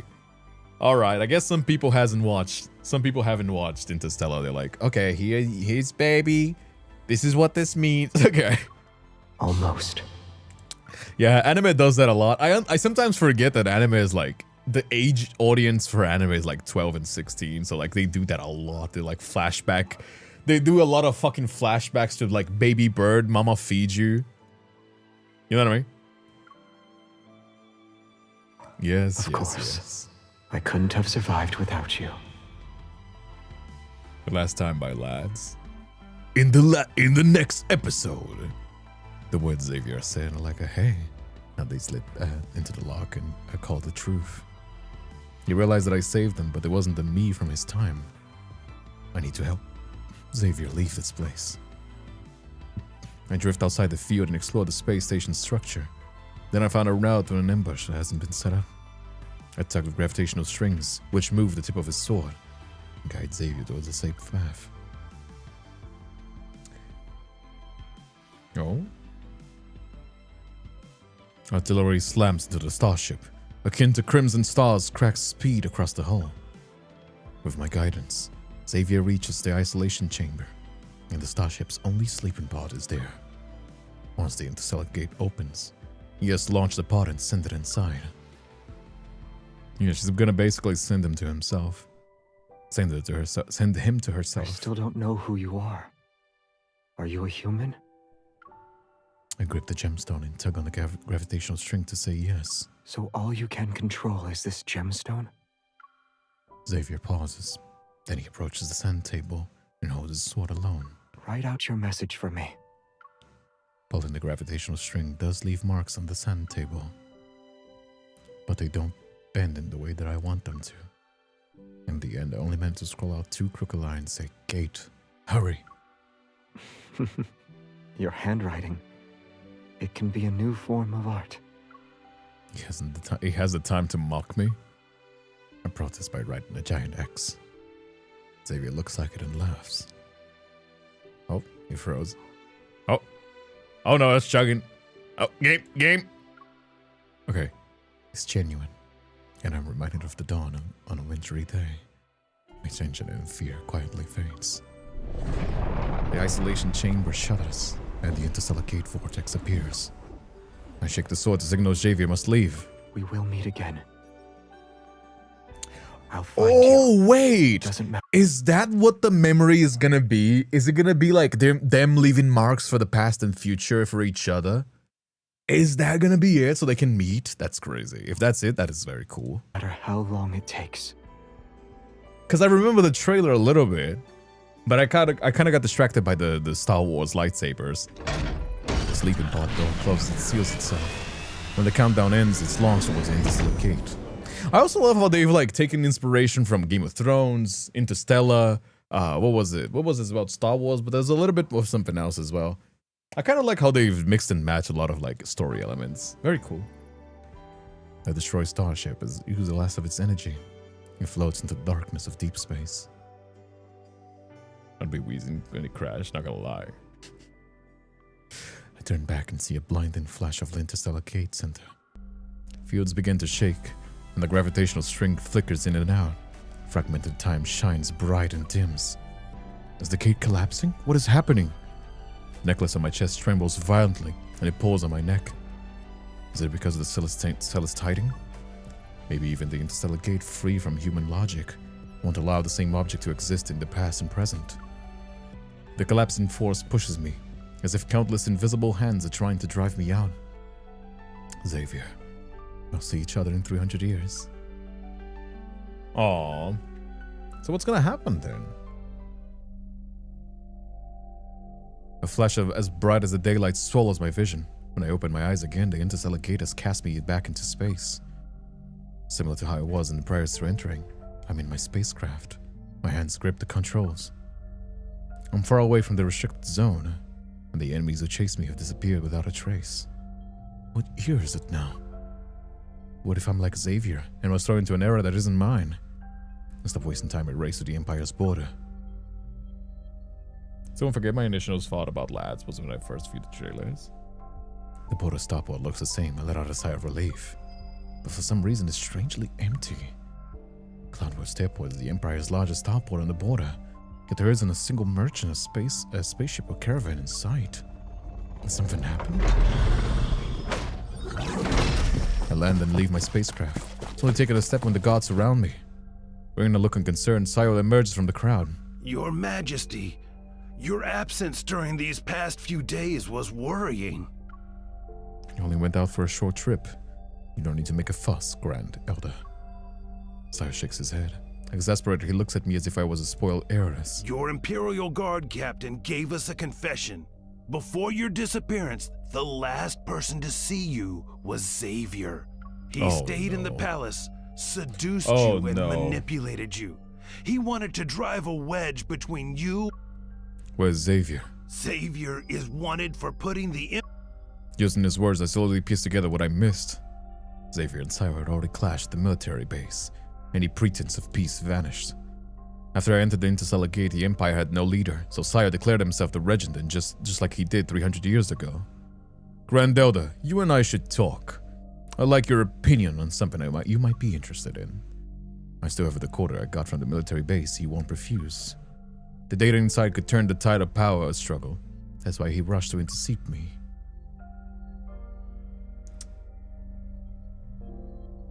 Hey Nix, how you doing as well? Inside the mothership. Let's speak plainly.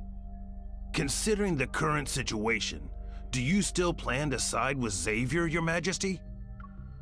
If you hadn't always put me in impossible positions, I wouldn't need to allow myself with Xavier. To always oppose your policies. It was a short-sighted move on my part. If Your Majesty helps me get rid of Xavier, I will give you my unconditional support. Why would I want the support of a rat? Looks like I have a choice, but in reality, I don't. For now, I'll play along. It's settled then. I don't want to see an heir with the old dynasty's bloodline either. In that case, will you entrust the... As expected, that's his real objective. I remain calm and smile. Of course. But the best move is to remove the threat directly. It's best to take a risky gamble than sit and wait.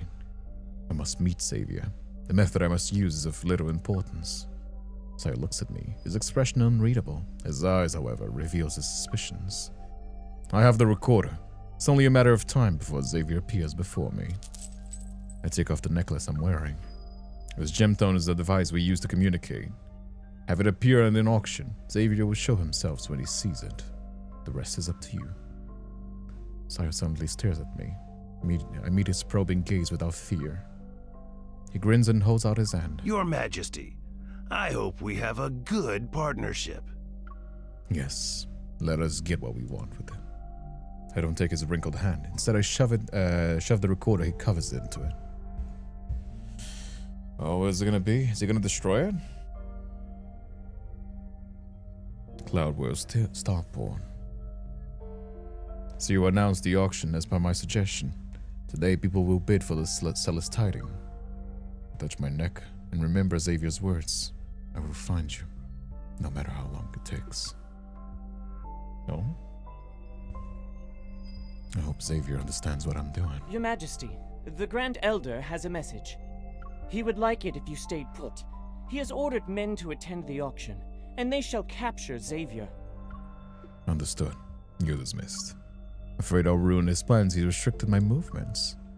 I paced back and forth in the corridor to shake off the unease in my heart. Oh? What is it gonna be? The Celeste Tiding is missing! Level 1 alert! Watch out for intruders! No. Are they gonna leave? Oh, there he is. It's funny because, like, usually all the boys like, kind of like enemies to lovers in this banner, except for Xavier, I guess. Xavier is just... You gave away the Celeste Tiding I gave you just like that. Oh? Obtaining what you desire requires you to... Oh. They'll be here soon. What's the plan? Oh, we fight. We're the protagonists. We got plot armor. Hey, calm down there, boyo. Stay away from me. Guys outside, what are you trying to do? Oh. Stop struggling. Fancy. You can't escape. Are they gonna pretend to fight and run? Pretend to attack. Okay, we're going Star Wars. They leaving like fake traces of fighting. Take the necklace. Oh. I have an idea for a play. They're gonna pretend that they're fighting for the necklace, so they can like. Oh. Do that and the Empire's mine. How are you so sure? Oh. That I won't hurt you. Come on, boyo. We had a whole like timeless, secret allies, partners, or invention. Come on, we had the whole like thing in the deep space. There you go. She like pushed herself away so he would like save her. She's kind of fucking wild for that, by the way. If he hadn't grabbed her there, she would have fucking died. That's crazy. Are you insane? Probably. Not gonna lie, that was kind of crazy. Not gonna lie, that was kind of nuts. Yeah, a little bit. That's crazy though. No? That was a little bit of a gamble though. You moved me here and... Oh? I won't let you walk away. Is he gonna shoot the guys? Damn, that's the fuck kind of gun is that? From now on, Your Majesty. He's gonna pretend to take her hostage, so they can't shoot him. You're all mine. Are they gonna jump into the fucking deep space again? Wait, really? Is that the plan? No way, right? Please move, MC. It's my turn now. Oh, man. I know you're joking, but there was like some people that were genuinely mad. They were like, oh, my MC's doing yoga. I don't do yoga. I'm getting cucked by my own player character. I'm not even joking. That was the thing. Which was like, dude, that's your fantasy. Like, I'm not even a woman. I can like just enjoy the story. It's like those guys that are like, oh, Kirito is supposed to be a self-insert, but he looks too hot for me. I can't imagine myself. It just makes me sad. It really makes me sad because like I've had issues with my image when I was younger. You know what I mean? Like I was a fat kid. I remember having issues with my image, but that just makes me sad. Like, see people can't enjoy like a self-inserty game just because they can't see themselves in the player character. Oh man, I've been there. It just feels sad. It's funny, but like also sad at the same time. The starship carries Xavier and me from the cloud whirlpool southbound. Why don't you get your hands on the starship? Oh, he has money now. Operation Interstellar Gate has the authority to request starships. Seeing Xavier's calm expression, I can't resist teasing him. You kidnapped me without a second thought, but I found what you wanted the most. The recorder from the military base is still in Sire's hands. Didn't you already pull out the data chip from it? Back at the military base, I heard you unlock the hidden slot through the comms. Yeah, we did that with the gem, right? Yeah, we did that for the gem. The recorder's called case, and I notice a hidden groove. It matches the necklace Celeste hiding. This. I examine the necklace close and find a tiny clasp with the gemstone links to the necklace. I detach the stone and insert into a recorder. The hexagonal shell unfolds and reveals the data chip inside. You actually knew. Disappointed, I pull out the data chip and pout. Xavier sets the sharpshooter to autopilot and move closer to me. You've already entered the gate. I lower my head and he fastens the necklace around my neck. He carried our promise. Then you're aware. No matter how long it takes, I will find you. He basically acted that way so the paradox would happen, right?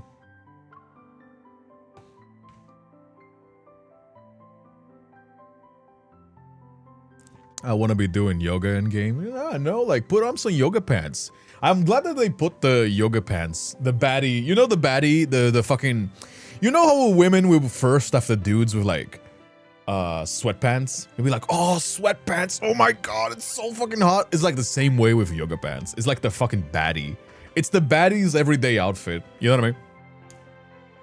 Otherwise, I would never risk using this necklace as bait. I look into his eyes. Maybe tonight is the first time we've truly met.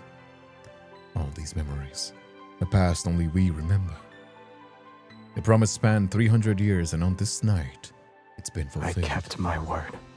Aww. A beating heart is akin to ripples on the water's surface.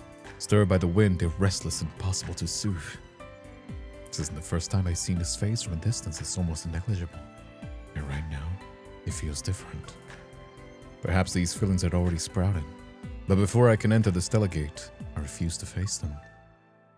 When I saw Xavier 300 years ago, covered in wounds, I never had the time to hear my own heartbeat. You said what I wanted the most was the evidence of Sio's crimes. That's not true. You wanted to meet her again? What I want the most is a person. His hands trail down my neck and rests on my waist. Meeting his burning gaze, I raise my hand and press it against my neck and kiss him. You're bold. I hope you can forgive me, Your Majesty. Oh. Xavier's warm lips find mine, and his tongue slips between them. Hey, calm down there. Calm down with those heavy breathings, boyo. You can't do that around YouTube. This is PG-13. His breaths are akin to fire. They burn away my reason. Is this how you ask me to forgive you? Xavier firmly grips the small of my back. May I be bolder, Your Majesty? If I said you couldn't, would you listen to me? Not necessarily.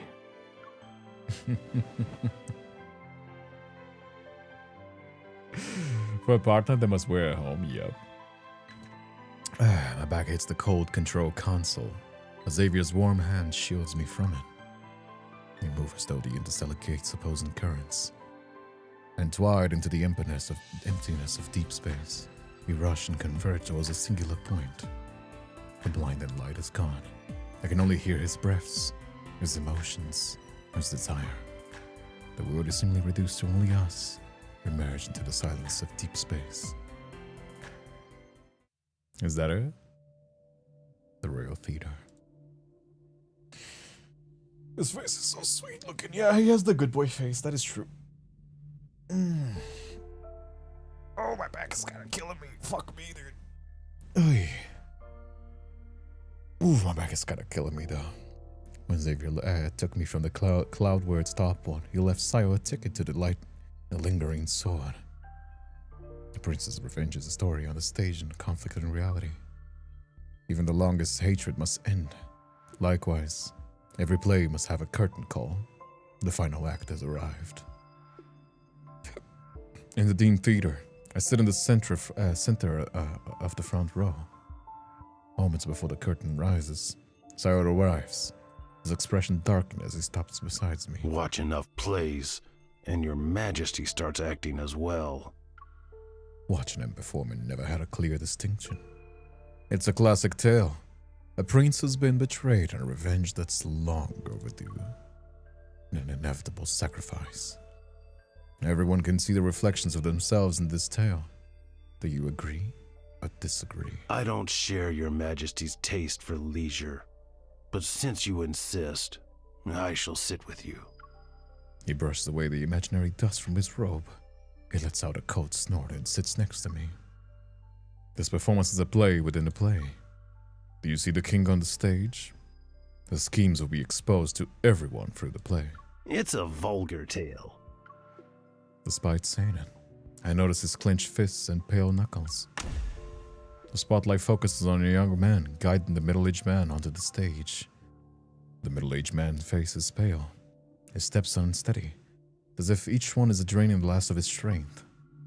The younger man is heavy with worry, while whispering comfort. His gaze shows a deep sorrow. Xavier hast been missing for a year now. My dear brother, thou mustn't keep wasting away. I brought a sedative. Take it first, then They're gonna rest. basically make it play his crimes. So that, yeah, he's basically showing the crimes to Sayo so that he can Is kill there a him. mistake in the script? I'm not sure. Let's keep watching. The scene changes. The apothecary hands a glass vial to the king's brother. Your Highness, the dosage must be precise. If the Yeah, poison basically is too exposing his obvious, crimes through the play. we won't see another day. Perfect measurements shall make others believe he died from the grief of losing his son. The scene changes again. The middle-aged man's breath grows weaker. With a barely audible sigh, he closes his eyes. Next to him, his brother smiles. Starting today, the Cosmic Empire is mine to command. Wait, isn't this? About the Grand Elder! Who changed the play's script? The theater falls silent. The actor playing the new king is confused and meets Sayo's gaze. Everyone in the audience holds their breath. It's a predictable twist. What are you trying to do? Allow me to remind you of your deeds. Yeah, basically showing to everyone. I mean, it's still a play. I'm not sure how that's like proof, but... A tall, upright figure walks into the stage, reaching the front part of the platform he stands. Xavier looks down from above, his voice cold and emotionless. In the original play, the prince suspects his uncle is the murderer, yet he hesitates and never strikes. However, I prefer a direct approach for revenge. So I rewrote the script. You don't like it? Guards! Where are the guards? Seize this liar at once! Well, since I haven't given out any orders, no one moves. Xavier, or rather the prince in the play, takes 2 steps forward. He faces the actor who's playing the prince's uncle, but his gaze moves past him and lands on Sayo. The Empire's true sinner is you, uncle. Have you ever thought about repenting when you wake from your dreams in the middle of the night? The actor on the stage says nothing. Instead, Sayo's voice plays slowly through the theater speakers. His exact words from 300 years ago. We pulled them from the recorder. After it's done, money, honor, power. I can give you everything you desire. They're just straight up exposing him. That's kind of I funny. don't want to see Xavier or a single member of his expedition make it back alive. It's better if their bodies don't return. Only who's ever been wearing them. There will be no Great sweats lives rent free. Long, long while. A spotlight sweeps across the stage and lands on Sayo, who sits in the audience. He's forced to squint. 300 years ago, you conspired with generals to assassinate the heir apparent. Then you contacted an apothecary to poison the monarch. And today, 300 years later, you abducted the Empress to hide your crimes and seize power. Your crimes can never be forgiven. Xavier looks at me and waits for my judgment. Sayo, as your Empress, I declare that you shall pay for your sins with your life. Xavier draws his sword from his waist, its icy gleam sharp enough to slice. The blade pierces Sayo's withered frame. A mix of terror, pain, and relief cross Sayo's wrinkled face, until it breaks into a broken wail. From this moment, evil is buried in the night along with this unfinished play. Hey Moriku, how you doing as well? Glad to finally catch you streaming. Hey Moriku, glad to have you here as well. Always a pleasure. If you can't catch up due to the times or whatever, you can always catch the streams on YouTube. All of my VODs, they stay on the YouTube channel. The news of Sayo's execution sweeps across the Empire like a storm. The details of that play, along with the altered play, are spun into countless stories by the people's imagination. The streets and alleys know of them. Some praise me for ending Sayo's plot with a merciless decisiveness. Others praise Xavier for enduring endless trials and bearing humiliation to honor his fallen comrades with his enemy's blood. In addition to the gossip and tales, the empty seat in the Assembly of Elders creates new ambitions. As long as that blood-stained bone remains upon the high days, countless people will claw their way towards it.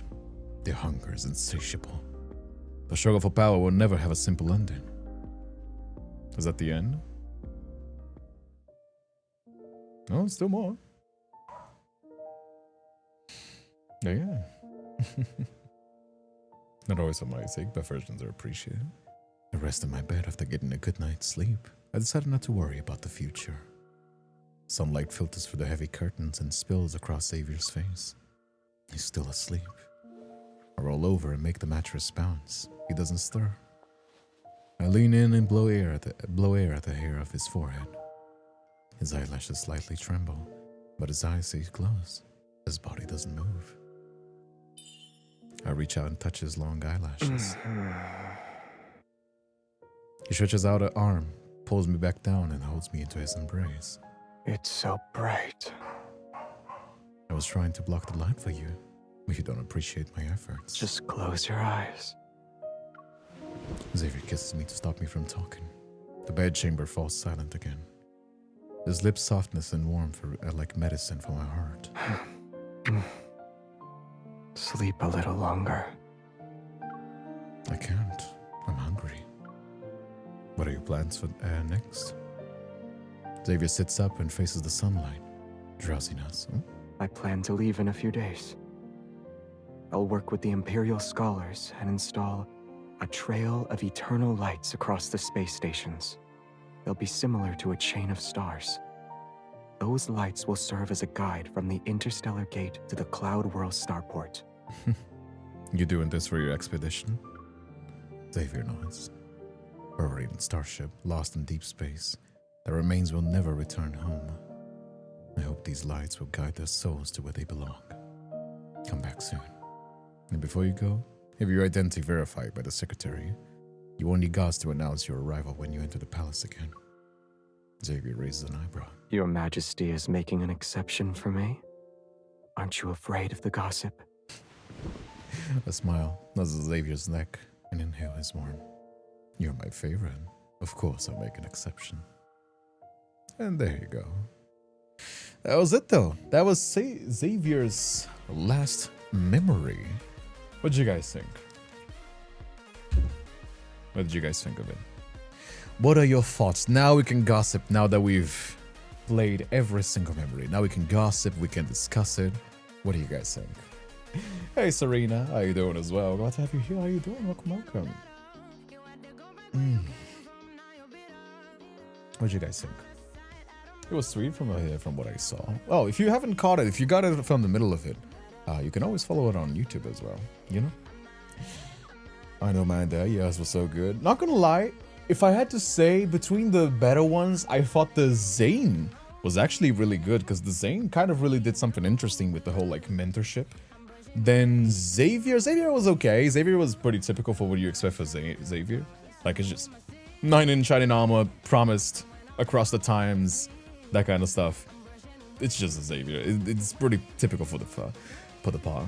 Raphael could have been better than Xavier with the whole religious aspect of it, but I think they kind of fucked up. I wish they could have made him, instead of like power ship to the ocean, they could have made like a reference to like an ocean galaxy, like to connection to the deep space itself, instead of like it's their homeland's ocean, because it's just a body of water. Like a body of water when you're talking about a planetary scale is very massive. But when it's talking about deep space, it's just a planet in the galaxy. And that's not even just one galaxy. You know what I mean? So if I had to mention, I would say, yeah, I think Zayne was my favorite. A sea of stars. Yeah, it could have been like a sea of stars.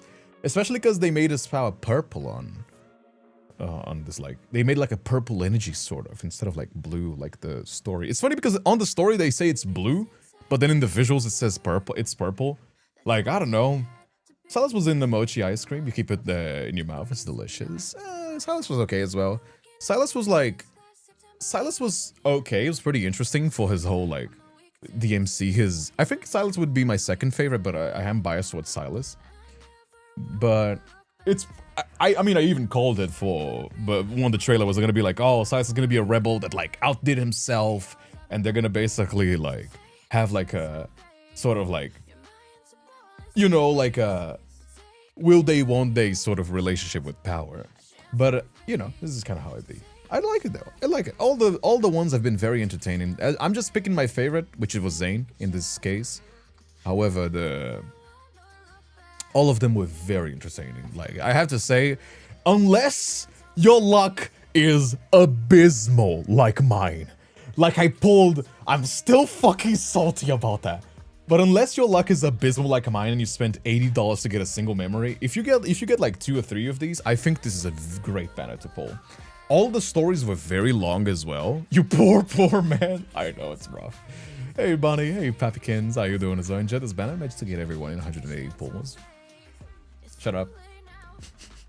Stop saying how many pulls you got, everybody. It's making me mad. Again.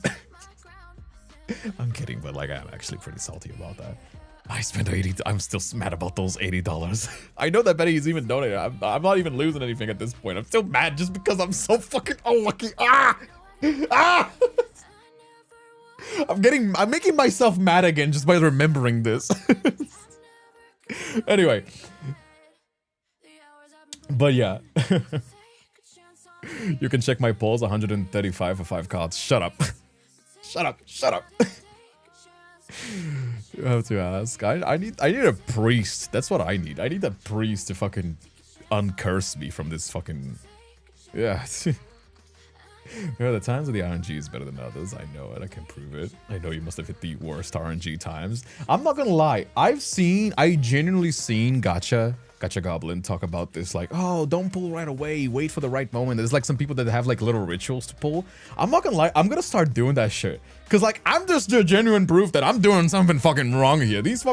I gotta do fucking tarot readings to like read the stars so in a pull so I can get this right. Jesus Christ, dude. Anyway. Anyhow, it's about time we wrap up the stream. If you just arrived and you missed out the stream, you can always watch the VODs on YouTube. If you're watching this all the way until the end, consider subscribing. There's memberships on YouTube, subs on Twitch. It's $5 on YouTube and $7 on Twitch. Twitch raised the numbers, not mine. I usually just charge $5 if I can. But consider subscribing. There's super chats, there's donor. They support me more than you can, especially if you've got info, stupid fucking expensive gacha games. I'd greatly appreciate if you do. There's also Patreon for spicy content, but I know that some people don't like the spicy content. But if you like the spicy content, the spicy ASMR audios, you know, where I speak with the fan service voice all the time. There's also Outbreaks, all this stuff. Everything supports me all the same. Yes. So, yeah. Thank you so much for everybody that stayed all the way to the end. If you're watching this on YouTube and you're staying all the way into the end, you probably enjoyed the stream. And if you enjoyed, leave a like on the video. It doesn't cost you anything and it boosts the channel. Leave a comment as well. If you're here watching, if you're all the way here, if you watched all the way here and you're listening to this now, just say like, hey, enjoy the stream, you know, like, would love to see you do this, or hey, I enjoy the stream, like, thank you so much for today, hope you're having a good one, or if you want, whatever you want to say, you know, because I know that some people, for example, have different time zones and they can't talk, but I'm always replying to my comments, so, you know, we can also chat there. Anyhow, thank you so much for staying with me. I hope you had a lovely, lovely time, be that morning, night, or afternoon, and I hope to see you next time, you know. As I've said before, my name is Kindred. I stream variety stuff, indie, novels, horror, love and Deepspace, cooking, a lot of stuff. Yeah, I stream from Tuesdays to Saturdays every single day, unless I am sick or my PCs die, and my PC dies sometimes. I don't know why, it's kind of shit like that. But mostly every single day. You're gonna be seeing me every single day. If I don't, I always like at least like inform people. And yeah, thank you so much. I hope you had a lovely time, and take care.